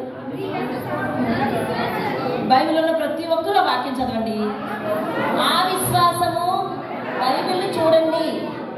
మొదట నీ అవ్వ అయినా లోయలోను, నీ తల్లి అయినా యునికేలోను వసించనంటే ఉన్నది అని అర్థం. అది అంటే మళ్ళీ ఎవరది? ఆ విశ్వాసం. ఏ విశ్వాసం? నిష్కపటమైన విశ్వాసం. అది నీ యందు సహా అంటే నీలో కూడా ఉన్నదని నేను ఖచ్చితంగా నమ్ముతున్నానయ్యా. అంటే తిమోతిని మొదలుకొని తిమోతి దగ్గర నుంచి పైకి 3 తరాలు చూశాడు బాబు. వాళ్ళ అమ్మమ్మ గారు పరిచయం ఈయనకి, వాళ్ళ అమ్మగారు కూడా పరిచయమే, వాళ్ళ అమ్మగారు కూడా పరిచయమే. ఫోన్ సైలెంట్ పెట్టిందే. వాళ్ళ అమ్మగారు కూడా పరిచయమే. ఆవిడదే అదే విశ్వాసం అంటండి, ఈవిడిదే అదే విశ్వాసం అంటండి. తిమోతి నీలో కూడా అలాగే చూస్తున్నాను. చెప్పండి, ఇప్పుడు స్ట్రాంగ్గా ఉండాల్సింది ఎవరు? మా అమ్మమ్మ వాళ్ళు అంటారా? స్ట్రాంగ్గా ఉండాల్సింది ఎవరు? నువ్వు. తరువాత నీ తరము స్ట్రాంగ్గా ఉండేలాగా చూడాలి. తరువాత నీ తరము స్ట్రాంగ్గా ఉండేలాగా చూడాలి. ఎన్ని తరాలు చూడడానికి దేవుడు నీకు అవకాశం ఇస్తే అన్ని తరాలకి ఆ భక్తిని నూరిపోయాలండి. దేవుని స్తోత్రం. హల్లెలూయా. అసలు మొదట మనమే స్ట్రాంగ్గా లేకుండా వస్తామా వెళ్ళిపోతామా అన్నట్టుగా ఉండకుండా, సమయానికి వచ్చేవాళ్ళం కాకపోతే, సమయం అయిపోతే టైం చూసుకునే వాళ్ళం అయితే, ఎప్పుడో వారానికి ఒకసారి వచ్చేవాళ్ళం మాత్రమే అయితే, వాక్యాన్ని విని మానేసేవారం అయితే, అర్థమవుతుంది. పరిస్థితులు సహకరిస్తేనే దేవుని దగ్గరికి వస్తాము, లేకపోతే సహకరించమనే వాళ్ళం అయితే, నా పక్కోడు మాట్లాడితేనే వస్తాము, లేకపోతే మాట్లాడము, లేకపోతే రాము, అవసరమైతే సంఘాన్ని వదిలేస్తాం అనేవాళ్ళు అయితే, అర్థమవుతుందా? వీలుంటేనే చేస్తాను, వీలు లేకపోతే చేయలేను, నా పరిస్థితి నాది, నా పరిస్థితి అయిన తర్వాత దేవుడు కానీ, దేవుడైన తర్వాత నా పరిస్థితి కాదు అని అనుకునేదే అయితే అది కపటంతో కూడిన విశ్వాసం. పేతురు ఏం ఆలోచించాడు? నేను సేఫ్ మోడ్లో ఉండాలని ఆలోచించాడు. అంతేనా? అతను చేసిన తప్పేమైనా ఉందా? ఇంకా అంతేనా? యోధా చేసిన తప్పు చేయలేదు కదా. యోధా చేసిన తప్పు చేయలేదు కదా. యోధా అమ్మేశాడు. కానీ పేతురు ఏం చేశాడు తెలుసా? మాట ఇచ్చి తప్పిపోయాడు. ఒక రకంగా యోధా కోసం కంటే పేతురు కోసం దేవుడు ఎక్కువ బాధపడతాడు. Am I right or not? విజయ ఎవరి కోసం ఎక్కువ బాధపడతాడో తెలుసా? యోధా ఎప్పుడు మాట ఇవ్వలేదు. యోధా ఎప్పుడు మాట ఇవ్వలేదు. డబ్బులు వ్యవహారం చూసుకొని వెళ్ళిపోవడం అంతే. కానీ పేతురు మాటిచ్చేందుకు తప్పిపోయావు? మాట ఇవ్వలేదు. నేను మాట ఇవ్వలేదు కదా అని ఫ్రీగా ఉన్నాడు. తర్వాత తన జీవితాన్ని నాశనం చేసుకున్నాడు. సమర్పణ చేసుకోకుండా ఫ్రీగా ఉండడం అంటే అది మంచిది కాదు. సరే, ఇతను మాట ఇచ్చాడు, సమర్పించుకున్నాడు, సరిగా ఉండలేకపోయాడు. అలా కాదు. మూడో రకంగా ఉండాలి మనం. సమర్పణ చేసుకుని దేవునికి మనం పూర్తి జీవితం ఇచ్చే వాళ్ళలాగా ఉండాలి. మనం దేవునిస్తాం. ఏదైనా మాట ఇస్తే నెగ్గేలా ఉండాలి. కపటం లేని విశ్వాసాన్ని కనపరిచేలా ఉండాలి. ఇప్పుడు పేతురుకి ఎందుకన్నా ఉదాహరణ చెప్పుకుంటున్నాం? ఇప్పుడు నేను యేసుని ఒప్పుకునే కంటే నేను సేఫ్ జోన్లో ఉండడం మంచిది అనుకున్నాడు. అంతే కదా? యేసుని ఒప్పుకునే కంటే నేను సేఫ్ జోన్లో ఉండడం మంచిది. నేను సేఫ్ జోన్లో ఉండాలి అంటే ఆయన తెలియదు అంటాను. అంతే. మీరు కూడా స్నేహితుల మధ్యకి వెళ్ళినప్పుడు, బంధువుల మధ్యకి వెళ్ళినప్పుడు, ఏమండి చుట్టాలింటికి వెళ్ళినప్పుడు, పట్టాలింటికి వెళ్ళినప్పుడు దేవుడు తెలియనట్టే ఉంటున్నారా? అది ఆదివారం అయితే అసలు తెలియనట్టే ఉంటారా? అసలు ఆదివారం అయితే ఎదురు ప్రయాణాలే చేయకూడదు. అసలు పద్ధతి అయితే అర్థమైందా? ఎదురు ప్రయాణాలు చేయకూడదు. ఏదో ఆదివారాన్ని పెట్టుకుని ప్రయాణం చేయకూడదు. అంటే శనివారం వెళ్ళకూడదు మంచిది కాదని నేను జ్యోతిష్యం చెప్పట్లేదు, నేను టైం చూసి చెప్పట్లేదు, కాలాలు చూసేదాన్ని కాదు. నేను ఎదుట ఆదివారం పెట్టుకుని ఆదివారం సమర్పించుకోకుండా, ఆదివారం ఉన్న మందిరంలో ఉండకుండా, ఆదివారం నీ మందిరంలో ఉండకుండా ఎక్కడికి వెళ్ళిపోతున్నావు? అది కూడా ఆదివారం వాక్యం మానేసుకోమని ఎవరు చెప్పారు? ఆదివారం రొట్టెలు మానేసుకోమని ఎవరు చెప్పారు? మీకే పటిష్టమైన విశ్వాసం లేకపోతే మీ పిల్లలకి ఏమని చెప్తున్నారు? నేను పాటిస్తున్నాను, నేను సరిగ్గా చెప్తాను. అమ్మ నా విషయంలో ఆదివారం గురించి ఇంకా అక్క నువ్వు రెండో మాట మాట్లాడతావు, డోకా లేదంతే. సంపూర్ణమైన సమర్పణలోకి వచ్చావు. What about your child? నీ బిడ్డ గురించి ఏంటి? What about your child? నీ బిడ్డ గురించి ఏంటి? ఈరోజు రొట్టె లేకపోయినా, ఈరోజు వాక్యం లేకపోయినా పర్వాలేదా? ఈరోజు స్థితిగతులు ఏమైనా పర్వాలేదా? ఏ స్థితిలోకి వెళ్తున్నావు చూసావా? మాట ఇచ్చాడు కాబట్టి నీ మీద ఎక్కువ బాధ. పేతురు మీద ఎక్కువ బాధ. ఎందుకంటే పేతురుకి అన్నీ తెలుసు. పేతురు మాట ఇచ్చాడు, మాట ఇచ్చి తప్పిపోయాడు చూసావా? కోడి కూసినట్టే పేతురుకి లైట్ వెళ్ళిపోయింది. అలాగే యేసుకు కూడా తెలిసింది. అయిపోయింది, అక్కడ అయిపోయింది అనేసాడు మనోడు. అనకపోయినా ఆయన దేవుడు ఎప్పుడు అంటున్నాడో కూడా తెలుసు. కానీ కోడి కూసింది. ఆయన అయితే నేను అనుకోవటం ఒక నిరాశతో కొండ చిరునవ్వు నవ్వుంటాడేమో. అయిపోయింది, కోడి కూస్తుంది, నేను అన్నది అన్నట్టు అయిపోయింది అని. అర్థమవుతుందా? నువ్వు పేతురులాగా ఉండకూడదు. అసలు అప్పటి పేతురులా ఉండకూడదు. ఇప్పుడు పేతురు అయితే తెలుసా? పేతురు రాసిన పత్రికలు రాసేటప్పుడు పేతురు అయితే తెలుసా? చంపుతావా? చంపి సిలువేస్తావా? వేసి అంటున్నాడు. అది సిలువేస్తుంటే ఇదేం సిలువ? ఇది యేసు వేసిన సిలువ. ఇది నిలువు సిలువ. నిలువు సిలువ యేసైతే అంటారు. యేసులాగా నేను కాదు, యేసు సమానుడు కాదు, యేసులాగా నేను ఏ సేవ చేయలేదు, యేసు అంత పరిశుద్ధత నాలో లేదు, కాబట్టి తిరగేసేస్తే ఎంత బాధ తెలుసా? తలకి ఎందుకు కాళ్ళు పైకి పెట్టాలంటే ఎంత బాధ తెలుసా?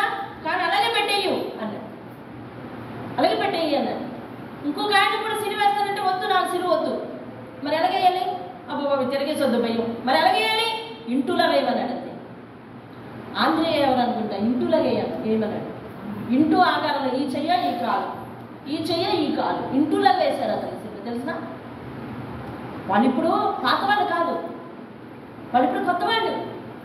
ఎలాగో కొత్త వాళ్ళు తెలుసా? కపటము లేని ప్రాణికుడు, కపటము లేని విశ్వాసం, కపటము లేని దేహదారుణ్యం వాళ్ళది యేసు దగ్గర. దేవుని స్తోత్రం.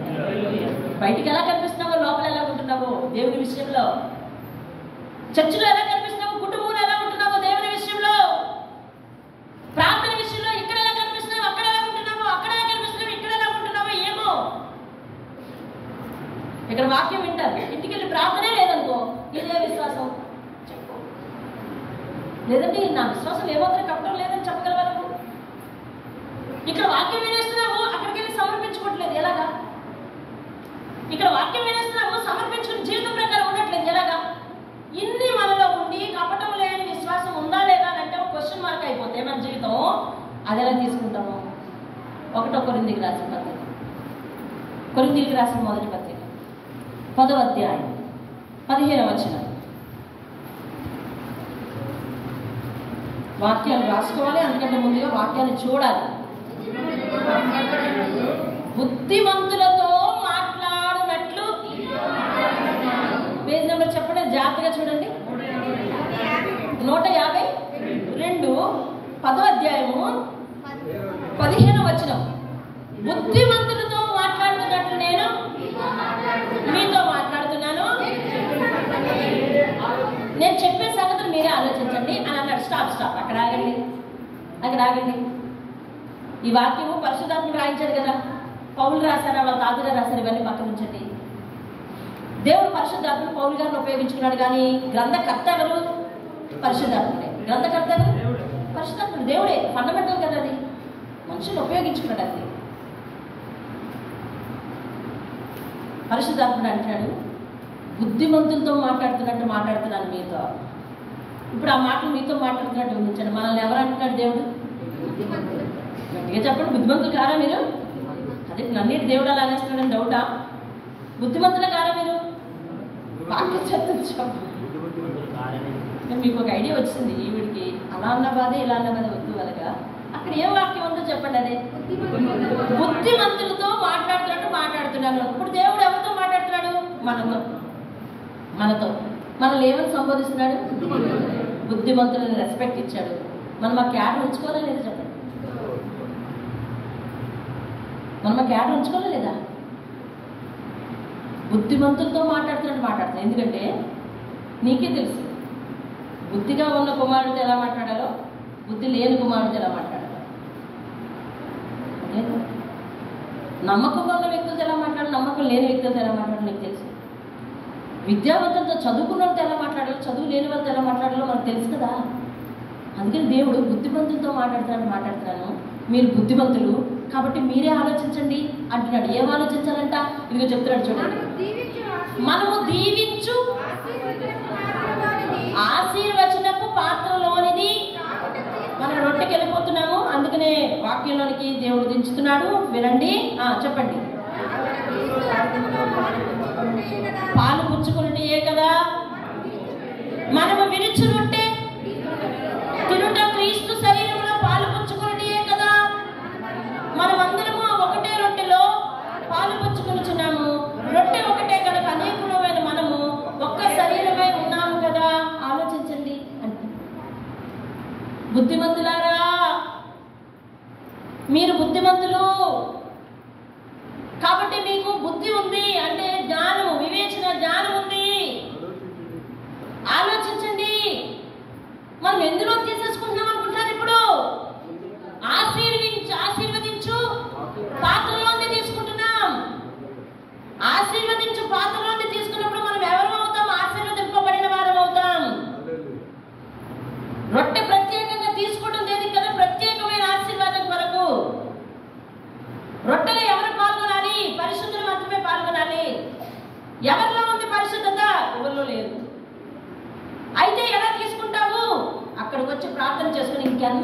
చెయ్యను అనే కొత్త నిబంధన చట్టాన్ని నువ్వు వర్తింప చేయాలి. నిన్న దాకా ఏదోలా ప్రవర్తించావు, వచ్చి ప్రభువా తప్పైపోయింది, నేను ఇంకెన్నడూ అలా చేయనయ్యా, ఈసారి నన్ను యోగ్యం చెయ్యు, ఇదిగో నేను ఉంటే తీసుకున్నాను అని చెప్పి తీసుకొని మరి వెళ్ళాలి. వెళ్ళేం చేయాలి? ఇచ్చిన మాట చొప్పున ఉండాలి. ఇచ్చిన మాట చొప్పున ఉండడమే ఏ విశ్వాసం అంటున్నాం మనము? నిష్కపటమైన, చెప్పాలి అందరూ, ఇచ్చిన మాట చొప్పున ఉండడమే ఏ విశ్వాసం? అది నిష్కపటమైన విశ్వాసము. మీరు ఎందులో తీసేసుకుంటారు అనుకుంటున్నారు? ఆశీర్వచనపు పాత్రలో తీసుకుంటారు. ఇప్పుడు మీరు అందులో రొట్టెలో పాలుపంపులు పొందుతున్నారంటే ఎందులో పాలుపంపులు పొందుతున్నారు? ఆయన శరీరములో రక్తంలో పాలుపంపులు, ద్రాక్షరసంలో పాలుపంపులు పొందుతున్నారు అంటే ఎందులో? ఆయన రక్తంలో పాలు పుచ్చుకుంటే కదా. అలాగే కదా, ఆలోచించండి, అలాగే కదా అంటున్నాడు. ఆలోచించండి. రొట్టె అంటే ఏంటి? మన నీ కుటుంబం అంతా రొట్టెలో పాల్గొవాలి కదా, మనమందరం రొట్టెలో పాల్గొవాలి కదా, ఆశీర్వదింపబడాలి కదా. మరి అలా కాంటు పట్టు పొజిషన్ అయితే ఇక తప్పించుకోలేం అంటే గనక అప్పుడండి మనం దూరంగా ఉండాలి. ఇప్పుడు హాస్టల్లో జీవితాలు అవన్నీ వాళ్ళెక్కడో మనం ఎక్కడో, కానీ మన మధ్య భౌతికమైన దూరం ఉన్నా ఆత్మీయంగా మనం ఒకేలాగా ఉండాలంటే దేవుని మందిరంలో ఉండాలి. దేవుని స్తోత్రం కదా. హల్లెలూయా. ఆదివారం ఫోన్ వచ్చిందంటే నా ఫస్ట్ క్వశ్చన్, దేవుని మందిరానికి వెళ్ళావా? అక్కడ ఉన్న టైంని బట్టి అమ్మాయి చెప్తుంది, మాకు ఇప్పుడు అమ్మ టైంలో మేము వెళ్తున్నామనో, లేకపోతే ఫోన్ వచ్చిన టైంని బట్టి ఇల్లు వచ్చేస్తే వచ్చేసాను అనుమానో. అర్థమైందా? ఒక్కొక్కసారి ఒక్కొక్క భాషలో చెప్తే వాళ్ళకి అర్థం కాదంట. అర్థం కాకపోయినా వెళ్ళి కూర్చుని రావాల్సిందే. మళ్ళీ ఇంటికి వచ్చాక నా వీడియో పెట్టుకుంటాను.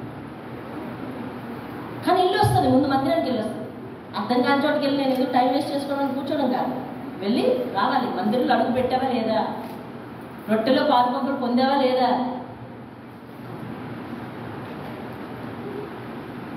ఏమండి?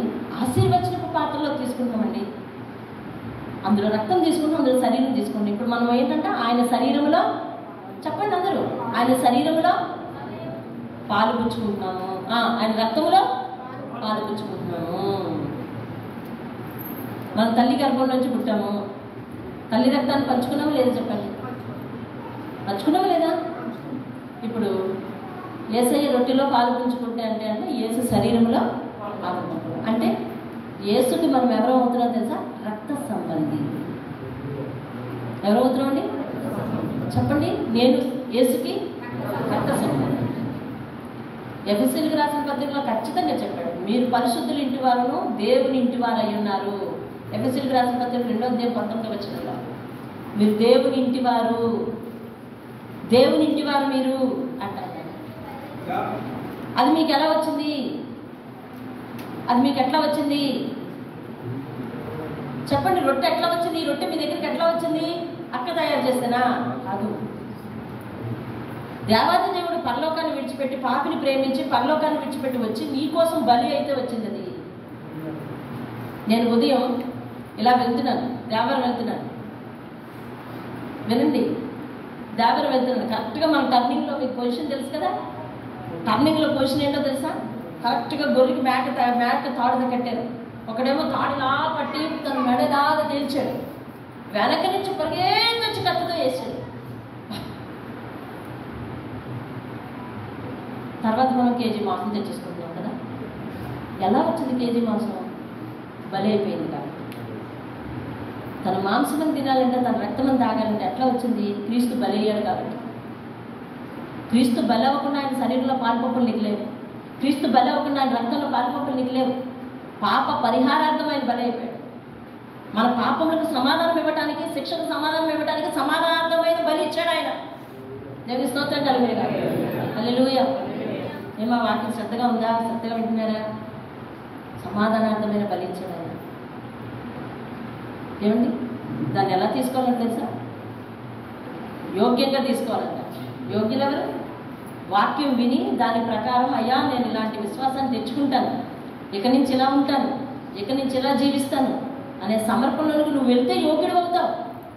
అంతేగాని ఇక్కడ ఉన్న సేవకుడు నువ్వు యోగ్యుడు కాదు, నువ్వు 4 వారాలు కనిపించలేదు, నువ్వు యోగ్యుడు కాదు, మొన్న నా మాట వెళ్ళలేదు అనడానికి లేదండి. ఇక్కడ నీ అంతలో నువ్వే పాప క్షమాపణ పొందుకుని ఆయన క్షమించమని అడిగి చివరిలో ఒక మాట చెప్పాలి, నేను ఇక్కడి నుంచి చేయను అని. దేవుని స్తోత్రం.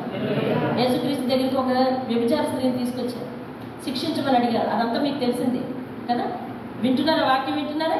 శిక్షించమని అడిగారు. నేను శిక్షించను, మీలో ఎవరు పాపం చేయని వాళ్ళు ఎవరున్నారో వాళ్ళొక రాయేసి వెళ్ళండి అని అంటే ఎవరు వెళ్ళేది వెళ్ళిపోయారు. ఆయన మాట్లాడాడు అప్పుడు ఆమెతో, ఏమని? అమ్మ ఎవరు శిక్షించలేదా? లేదయ్యా ఎవరు శిక్షించలేదు అని అంటే, నేను కూడా నిన్ను శిక్షించను కానీ ఇక నుండి పాపం చేయి. ఏం చేయడానికి ఏం చెప్పాడండి? కొత్త నిబంధన గ్రంథం అంతా కూడా ఒక మాటలో చెప్పాలంటే ఇక నుంచి పాపం చేయక, అంతే అంతే. యేసు ఆజ్ఞలన్నీ కొత్త నిబంధన గ్రంథంతో ఒక మాటలో చెప్పాలంటే ఇక నుంచి పాపం చేయక, అంతే అంతే. కొత్త నిబంధన సారాంశమే అది, ఇక నుంచి పాపం చేయండి. ఆ పశ్చాత్తాపమే ఉండాలి. మీరు వినండి, పాత నిబంధన గ్రంథంలో చాలా మంది భక్తిగా ఉన్నారు, తప్పిపోయారు. మళ్ళీ భక్తిగా ఉన్నారు, తప్పిపోయారు. కానీ కొత్త నిబంధనకు వచ్చేసరికి ఏ ఒక్కరు వెనక్కి తిరిగి వెళ్ళిపోయినట్లు మీరు చూపించలేరు. కారణం ఏంటో తెలుసా? ఇక్కడ బలియాగం జరిగింది. దేవుని స్తోత్రం కలుగుతుంది. అంటే మానవునికి భక్తిగా ఉండి తప్పిపోయే ప్రవృత్తి ఉండకూడదని చెప్పి యేసయ్య తానే తన సొంత శరీరాన్ని ప్రాణమును అర్పించాడు. ఆయన రక్తం మన పాపాలను కడుగుతుంది అంటున్నాం కదా, రక్తమే ప్రాణం కదా. అయితే మన పాపాలను కడిగేది ఏంటో తెలుసా? ఆయన ప్రాణం. రక్తంతో పాపాలను కడుగుతున్నాడు అని అంటే పరిశుద్ధాత్ముడు చెప్తున్నాడు, ప్రాణంతో పాపాలను కడిగాడని చెప్తున్నాడు. మొన్న ఎక్కడో చెప్పాను వాక్యం, నేను బయటికి వెళ్ళినప్పుడు చెప్పాను. నాకు ఆశ్చర్యం వేసింది. అవును కదా, రక్తమే ప్రాణము. యేసు రక్తంతో పాపములు కడిగాడు అంటున్నాం ఇప్పటి వరకు. కానీ పరిశుద్ధాత్ముడు ఏమన్నాడు తెలుసా? ఆ వాక్యమే చెప్పాను అనుకో. రక్తం అనగా ఏంటి? ప్రాణం. దాని రక్తమే దాని ప్రాణం అన్నాడు కదా. నా ప్రాణంతో నీ పాపాలను కడిగాను. కాబట్టి మనం ఎవరైనా పాత లోకంలో పాపం అనుకోండి, పాత లోకంలో అంటే పాత కాలంలో మనము దుర్వ్యసనాలతో మరి పాపంతో ఉన్నాం అనుకోండి, ఒకవేళ తప్పుడు అలవాట్లు, తప్పుడు పరిస్థితులు, తప్పుడు తిరుగుళ్ళు ఉన్నాయనుకోండి, దేవుడు నన్ను క్షమించడం లేదా అనే డౌట్ అవసరం లేదు. ఆయన ప్రాణంతో కడిగి క్షమించాడంటే దేవుని స్తోత్రం కలుగుతుంది. అయితే ఇప్పుడు నుంచి ఏంటి? ఇక నుంచి చెయ్యి, ఇక నుంచి చేయకు. దేవుని స్తోత్రం కలుగుతుంది. అలాగా రొట్టె దగ్గరికి వస్తే నువ్వు యోగుడు కాదు, యోగురాలు కాదు, నువ్వు 4 వారాలు కనిపించలేదని నేను అనడానికి లేదు. ఇటువంటి సిద్ధాంతం ఉన్న సేవకులతో నేను పోటీ పడటం లేదు. దేవుడు నాకు బోధించింది నేను చేస్తున్నానయ్యా, నీతో పోటీ వద్దు. అర్థమవుతుంది? చాలా సంఘాల్లో సిద్ధాంతం ఉంది అలాగా. 2 వారాలు రెగ్యులర్గా రాకపోతే రొట్టెలేదు. గత వారం రొట్టెకి పాల్గొకుండా ఈ వారం అంతా మానేసి ఇప్పుడు రొట్టెకి వచ్చాను 8 వారాలు అయిపోయిందంటే లేదు. అసలు నువ్వు నాకు ఎదురు తిరుగుతున్నావు, ఎదురు సంబంధం ఉంది నీలోని, నువ్వు చెప్పింది చేయట్లేదు. కాబట్టి నీలో ఒక భక్తిభావం వచ్చే వరకు కూడా రెట్టివ్వడం అంటారు. అది సరే, ఎవరి పని వాళ్ళది. దేవుడు చెప్తున్నాడు, మనం ముగించేసి మీ దగ్గరికి రొట్టె వస్తుంది చూడండి. ఆశీర్వదించబడిన పాత్రలో తాగుతున్నామంటే ఆయన రొట్టెలో పాలుపొప్పుడు పొందడం, ఆయన రక్తంలో పాలుపొప్పుడు. ఇప్పుడు ఆయన క్రీస్తు శరీరంలో మనం పాలుపొప్పుడు పొందాం, రక్తంలో పాలుపొప్పుడు. ఆయన రక్త సంబంధిగా అయ్యాం. చెప్పండి ఒక మాట. నేను ఆయన నా పాపాన్ని దేంతో కడిగాడు? ఆయన ప్రాణంతో కడిగాడు. దేవుని స్తోత్రం. రక్తంతో కడిగాడు అనేది పాత మాట. దేవుడు నాకు చెప్పింది, రక్తమే ప్రాణం అంటావు కదా, ప్రాణంతో కడిగాను అంటాడు. దేవుని స్తోత్రం. హల్లెలూయా. ప్రాణంతో కడిగాడు మన పాపములను. ఇక నుంచి మనము ఎలా ఉండకూడదంట? మరలా పాపం జోలికి పోకూడదు, మరలా అవిశ్వాసానికి వెళ్ళిపోకూడదు, కపటము లేని విశ్వాసంలోనికి మనము రావాలి. ఇప్పుడు ఆయన రక్తం మనలో ప్రవేశిస్తున్నప్పుడు మనము ఆయనకు పరిశుద్ధులుగా ఉండాలి, యథార్థవంతులుగా ఉండాలి, నిష్కలంకులుగా ఉండాలి. అలాంటి వారినే కదా పరలోకానికి తీసుకెళ్తాడు ఆయన. దేవుని స్తోత్రం చెప్పండి. అంటే మనం అందరం అలాగే జీవిస్తే ఆయన లోకానికి అర్హులం అవుతాం. దేవుని స్తోత్రం కలుగును గాక. హల్లెలూయా. అన్నా లాంటి విశ్వాసం, అబ్రహాం లాంటి విశ్వాసం. ఇయ్యయ్యా అంటే ఇచ్చేస్తానని బయలుదేరిపోయాడు అంతే. అర్థమవుతుందా? చెయ్యు అని దేవుడు ప్రేరేపిస్తే చెయ్యాలి. దేవుడి వాక్యం 2 రకాలుగా, దేవుడు మనల్ని 2 రకాలుగా మాట్లాడతాడు. జాగ్రత్తగా వినండి, నేను ముగిస్తున్నాను. దేవుడు మనతో 2 రకాలుగా మాట్లాడతాడు. మొదటిది సేవకులు చెప్పే వాక్యం ద్వారా మాట్లాడతాడు. అది నువ్వు ఎక్కడ వింటావు? సంఘములో. వాక్యం ఎక్కడ వినబడితే అక్కడ వింటావు. ఆ వాక్యం ఏమి వింటున్నావో అది దేవుడు నీతో మాట్లాడుతున్నట్టు నువ్వు సరి చేసుకోవాలి. ఓకే. రెండవది ఏంటో తెలుసా? నువ్వు ఎక్కడున్నా, ఇంట్లో ఉన్నా, ఎక్కడున్నా నీ మనసును ప్రేరేపిస్తుంటాడు. నువ్వు అలా ఉండకూడదు, ఇలా ఉండాలి, నువ్వు ఇలా ఉండాలి, ఇలా చేయాలి అని ప్రేరేపిస్తుంటాడు. ఆ ప్రేరేపణ చొప్పున మాట వినాలి. ఆ ప్రేరేపణ చేసేది ఎవరు తెలుసా? పరిశుద్ధాత్మ. దేవుడు 2 రకాలుగా మాట్లాడుతుంటాడు. వాక్యం విన్నా నాకు లెక్కలేదు, ప్రేరేపణ వచ్చినా ఆ ప్రేరేపణలు అలాగే వస్తుంటాయి గాలిగా అనడానికి వీల్లేదు. 2 మాటలు కొట్టేస్తే నిన్ను ఎవరు గుణపరచలేరు. 2 మాటలు కొట్టేస్తే నిన్ను ఎవరు బాగు చేయలేరు. అర్థమవుతుందండి? ఇలాంటి ఆశీర్వాదంలో కుటుంబం అంతా పాలుపంపులు పొందాలండి. దేవుని స్తోత్రం కలగాలి. హల్లెలూయా. ఏది ఏమైనా, ఎలాంటిది ఏదైనా, మీరు ఈరోజు ఆదివారం మానమంటే మానరు, ఎలాంటిది ఏదైనా. కానీ ఈరోజు మన పిల్లలు రొట్టె లేకుండా, వాక్యం లేకుండా వెళ్ళారు. ఒక ఆలోచించండి, ఇంకొక ఆప్షన్ లేదా, ఇంకొక మార్గం లేదా, ఉంటే ప్రయత్నించారా? అలాంటప్పుడు వెళ్ళండి. ఇంకా తప్ప వేరే ఛాన్స్ లేదు. దేవుడికి తెలుసు ఆ ప్రయత్నాలన్నీ. ఖచ్చితంగా దేవుడు మన ప్రయత్నాలను చూసే దేవుడు. నీ సమర్పణ చొప్పునే నీ కుమారులకు కుమార్తెలకు వచ్చేయాలి. వాళ్ళ సమర్పణ చొప్పునే మిగతా వారికి వచ్చేయాలి. ఎందుకంట తిమోతి విశ్వాసం ఎక్కడి నుంచి వచ్చిందంటండి?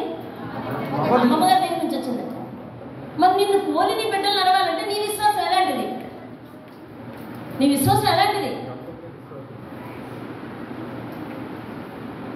నీ విశ్వాసం ఎలాంటిదైతే నీ బిడ్డలు అలాంటిదే పొందుకుంటారు. అర్థమైందండి? చాలా కుటుంబాల్లో పిల్లల విశ్వాసం ఉంటారు, పెద్దల విశ్వాసం ఉంటారు. అది చాలా దౌర్భాగ్యమైన స్థితి. ఆ కుటుంబానికి ఆశీర్వాదాలు రాకుండా పెద్దోళ్ళు అడ్డు కాకూడదు. అర్థమైందండి?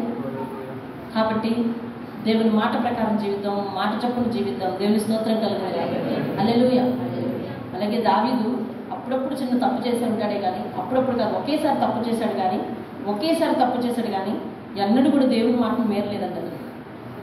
అతనికి ప్రాణకంటకంగా ఉన్న శత్రువు దగ్గరే దొరికినా అతడు బాప్తిసం తీసుకున్నాడని చంపకూడదని చంపలేదంతే. దేవుని మాట విన్నాడా కదా? పక్కన్నాడు చెప్పాడు ఏమని?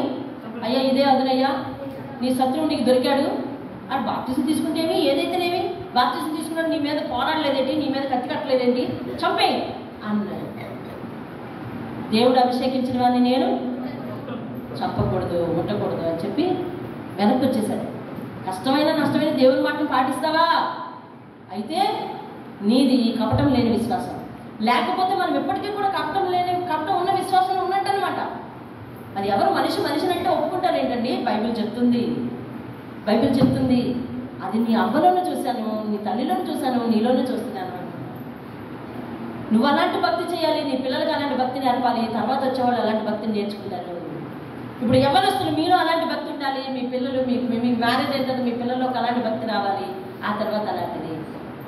దేవుని స్తోత్రం కలుగుతుంది. నేను ఎప్పుడు నా తండ్రి గురించి తల్లి గురించి చెప్తుంటాను. కష్టమైన నష్టమైన వాళ్ళు ఆదివారం అంటే ఆదివారమైనది. ఎలాంటి పరిస్థితులు వచ్చినా, ఏది ఏమైపోయినా, అర్థమవుతుందండి? ఆఖరికి నిండు గర్భిణితోనైనా, ప్రాణాలు చివరి కొన స్థితిలో ఉన్నాయన్నా, అర్థమవుతుందండి? నడవలేని పరిస్థితి అయినా చర్చికి వెళ్ళిపోయిన ఉదంతాలు మా జీవితంలో ఉన్నాయి.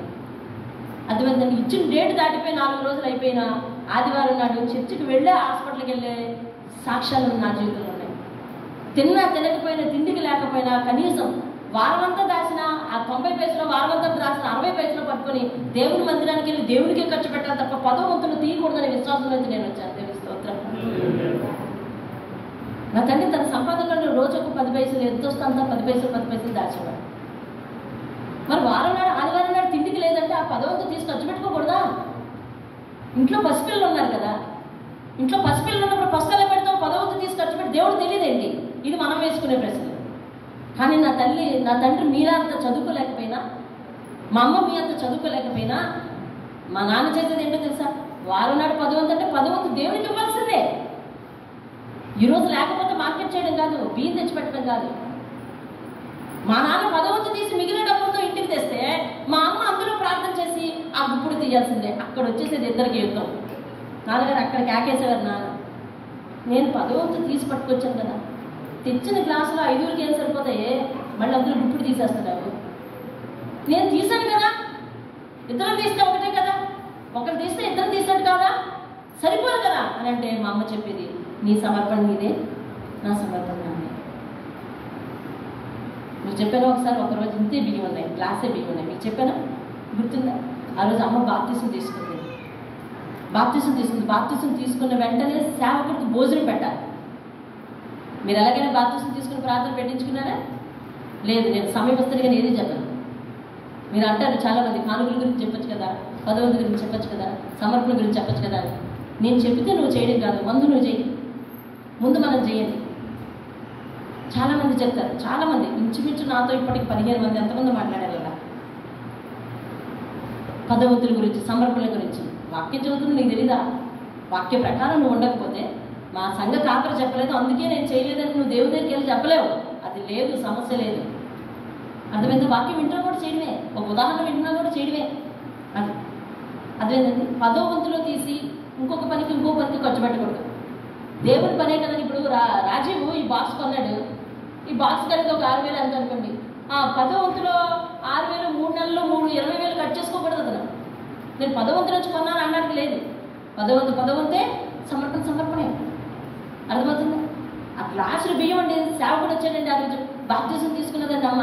బాప్తిజం సేవకుని భోజనం పెట్టాలండి. అదే రోజు చుట్ట వచ్చాడండి మా ఇంటికి.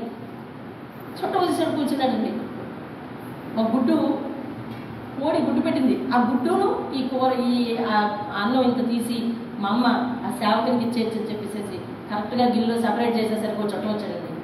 పావు బియ్యం, మీరు చెప్పండి, పావు బియ్యం అంటే ఒక పావు కేజీ కదా, ఎంతమంది తింటారు చెప్పండి. అలాంటిది మా అమ్మ పాస్టర్ గారికి బిందులో పెట్టుకుని వెళ్ళిపోయింది. ఎందుకు తెలుసా? బయటగా పట్టుకెళ్తే మా ఇంట్లో అందరికీ గొడవ, మా తాతయ్య గొడవ పెట్టేస్తాడు. చాటుని బిందులో పెట్టి తీసుకెళ్ళి సేవకుడికి ఇచ్చేసిందండి భోజనం తినేమని చర్చిలో. మళ్ళీ బిందుతో నీళ్ళు పట్టుకుని ఏం తెలియనట్టుగా వచ్చేసిందండి. వచ్చేసరికి చుట్టూ వేడి అయిపోయాడండి. ఆయనకి భోజనం పెట్టాలండి. భోజనం పెట్టిందండి. అదే పులుసు వేసి పెట్టింది. బాబు ఇదే ఉల్లిపాయ పులుసు కాసామని చెప్పింది. మరి ఏం చెప్తుంది? గుడ్లు లేకపోతే అందులో చెప్పేసింది, పెట్టేసింది. ఆ చుట్టూ వెళ్ళిపోయాడండి. ఇప్పుడు ఎంతమంది తినాలి? మా అమ్మ, నాన్న, మా 3 పిల్లలు తినాలి. తింటున్నామండి, 5 తిన్నామండి. ఉదయానికి మళ్ళీ మా 3 సద్దనలు ఉన్నదండి. అందులో దేవుని స్తోత్రం కలుగునగా. ఉదయానికి మళ్ళీ మా 3 సద్దనలు ఉన్నాయి. అందులోంచి వాక్యంలో ఆవిడ అట్టేసిందంట, సేవకుడికి ఇచ్చేసిందంట. ఇంకా పిండిలో ఇంకా తొట్లో పిండి కలగలేదంట, తొట్లో పిండి కలగలేదంట అని వింటే ఏమనుకున్నావు? నీ జీవితంలో అలాంటి కష్టం వచ్చినా కథెందుకు పెట్టాడు? నువ్వు చెప్పుకొని సంతోషపడి మర్చిపోతానని కాదు. ఇదిగో నీ జీవితంలో అలాంటి పరిస్థితే కనుక వస్తే నేనున్నాను, భయపడతాను చెప్పడానికి. దావీదు కథ ఎందుకు విని సరిపోతున్నావు? యోబు కథ ఎందుకు విని సరిపోతున్నావు? యోనా కథ నీకెందుకు? యోబు కథ నీకెందుకు? కథలండి అడిగండి బైబిల్ దగ్గర చర్చకొచ్చేది కాదు. వాళ్ళలాంటి పరిస్థితులు వస్తే, వాళ్ళలాంటి విశ్వాసం నువ్వు కలిగి ఉంటే నేను నిన్ను కాపాడుతాను, భయపడకని చెప్పడం. దేవుని స్తోత్రం కలగాలి. ఖచ్చితంగా అదే పరిస్థితి అలాగైంది. సేవకులకు భోజనం పెట్టేసింది, చుట్టానికి పెట్టేసింది. ఇంకా అక్కడి నుంచి ఏదైతే అదే చేద్దాం అన్నట్టుగా తల్లి చేస్తుంది అంతే. మా నాన్న అన్నం పెట్టమన్నారు, పెట్టేసింది. మరి కావిడే కదా చివరికి ఉంటుంది, తల్లే కదా చివరికి ఉంటుందండి. మాకు పెట్టేసింది కాస్త. మా చిన్నబాబు అయితే మళ్ళీ ఒకసారి ఆమె మంది అది వేసేసింది, పెట్టేసింది. ఆ తర్వాత ఆమె ఇప్పుడు తిందామని తినేసింది. ఉదయానికి సత్యం వచ్చేసింది. దేవుని స్తోత్రం. హల్లెలూయా. ఎంతమంది?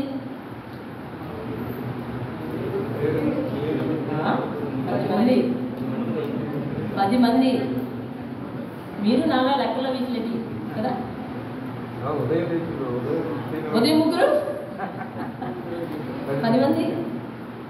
దేవుడు ఆశీర్వదిస్తే అలా ఉంటుందండి. అయితే సాహసించాలి. అయ్యా పాస్టర్ గారు, మా పరిస్థితి మీకు తెలుసు కదా, నేను భోజనం ఎట్లేను, మీ బాధ మీరు పడండి అంటే వెళ్ళిపోతాడు పాస్టర్. కానీ తెగించింది అక్కడ. చుట్టానికి పెట్టాలి, ఇంకా మిగతా వాళ్ళకి అన్నం లేదని చెప్పడానికి లేదు. దేవుడి కోసం ఒక్క పని చెయ్యు, నీకు దేవుడు దాన్ని వెనకతలు ఉందా కదా దీవిస్తాడు. అంతేగాని దేవుడి దగ్గర చేయి చాపనం.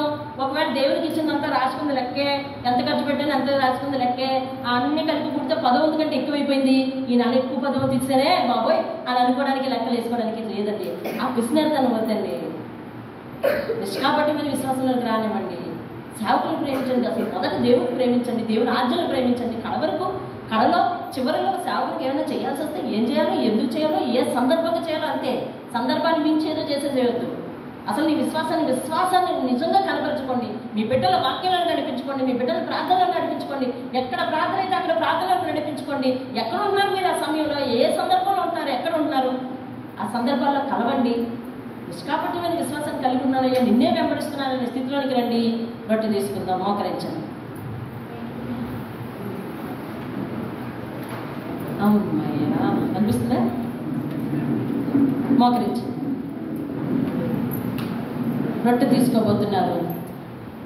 అది ఆశీర్వచనపు పాత్ర. నువ్వు ఇప్పుడు ఆశీర్వదించబడతావు అది తీసుకున్న తర్వాత.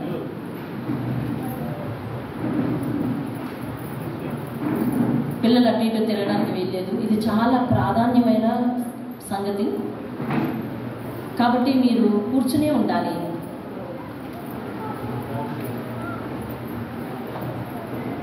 ఇటు స్థితిలో మీరు పాల్గొంటూ పొందుకోవాలి.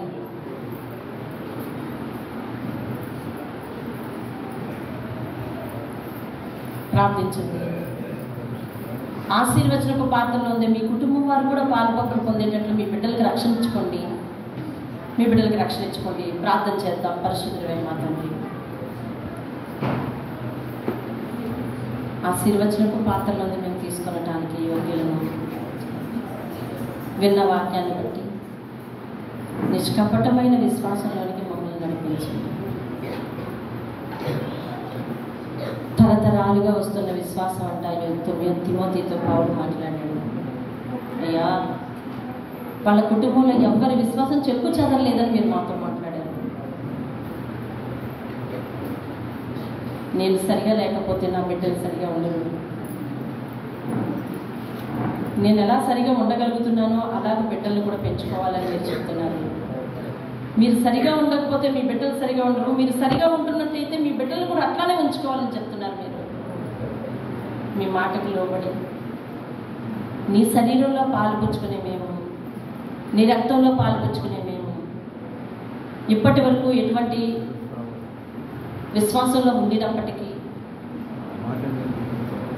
ఇక నుంచి ఇక మీదట చక్కని విశ్వాసంలోనికి, కపటం లేని విశ్వాసం అనగా చెప్పిందే చేసే విశ్వాసం అని మీరు మాట్లాడారు.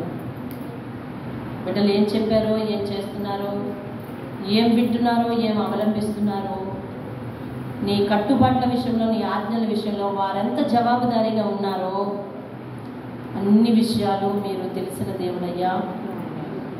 మీరే వారితో మాట్లాడండి. ఇప్పుడు వారు వ్యక్తిగతంగా ప్రార్థిస్తూ ఉంటుండగా వారిని క్షమించి దానికి యోగ్యులను చేయండి అయ్యా. ఎవరు అయోగ్యంగా తీసుకుంటారో ప్రభు శరీరం అని వివేచించి తిని ప్రభు రక్తమని వివేచింపక త్రాగువాడు శిక్షా విధికి కారణమవుతున్నారని చెప్తున్నారు. అటు శిక్షను మేము తెచ్చుకోవద్దు. మా అపరాధములను పాపములను పోగొట్టుటకు నువ్వు సిలువలో రక్తాన్ని కార్చావు, ప్రాణాన్ని పెట్టావు. అటువంటిది మళ్ళా మేము అపరాధం అయిపోవద్దయ్యా. అయోగ్యంగా తీసుకునేవాడు, మాటలు పాటించని వాడు, తీసుకుని మళ్ళీ వ్యర్థంగా వ్యసనాల పాలు అయ్యేవాడు, లేకపోతే దేవునికి వ్యతిరేకంగా జీవించేవాడు క్రీస్తు రక్తమును బట్టి శరీరం బట్టి అపరాధులు అయిపోతున్నారని మీరు సెలవిస్తున్నారు అయ్యా. మేము చర్చికి వచ్చి వాక్యం విని దానికి వ్యతిరేకంగా నడిచి అపరాధం అవ్వద్దయ్యా. అటు దౌర్భాగ్య స్థితి మాలో ఎవరికి కలగకుండా కాచి కాపాడండి. నేడుండగానే మేము నాయన గుర్తు తెలుసుకొని మెలగడానికి సహాయం చేయండి. అన్నీ పోగొట్టుకున్నాక మేము సమర్పించుకోవడం కాదు నాయన. ఇదిగో ఆరోగ్యం బాగున్నప్పుడే, చూపు బాగున్నప్పుడే, నడక బాగున్నప్పుడే, ఆశీర్వాదాలు బాగున్నప్పుడే మీ దగ్గర సమర్పించుకుని లోపడడానికి సహాయం చేయండి. నిష్కపటమైన విశ్వాసంలోనికి మమ్మల్ని నడిపించండి అయ్యా తండ్రి. నాయన తరతరాలకు చెందగలిగిన విశ్వాసాన్ని, తరతరాలకు వర్తింప చేయగలిగినటువంటి విశ్వాసాన్ని మేము పొందుకోవడానికి సహాయం చేయండి. మా విశ్వాసం మమ్మల్ని రక్షించడానికి సరిపోకపోతే మా బిడ్డలకు రక్షణకు సరిపోదయ్యా. క్షమించి మేము చక్కగా నిలబడటకు ఎదుట మమ్మలను ముట్టి స్వస్థపరచమని, రొట్టె మా దగ్గరికి వస్తుండగా దానికి యోగ్యులను చేయమని యేసు పరిశుద్ధ నామమున అడిగి వేడుకుంటున్నాం పరమ తండ్రి. ఆమేన్. ఆమేన్.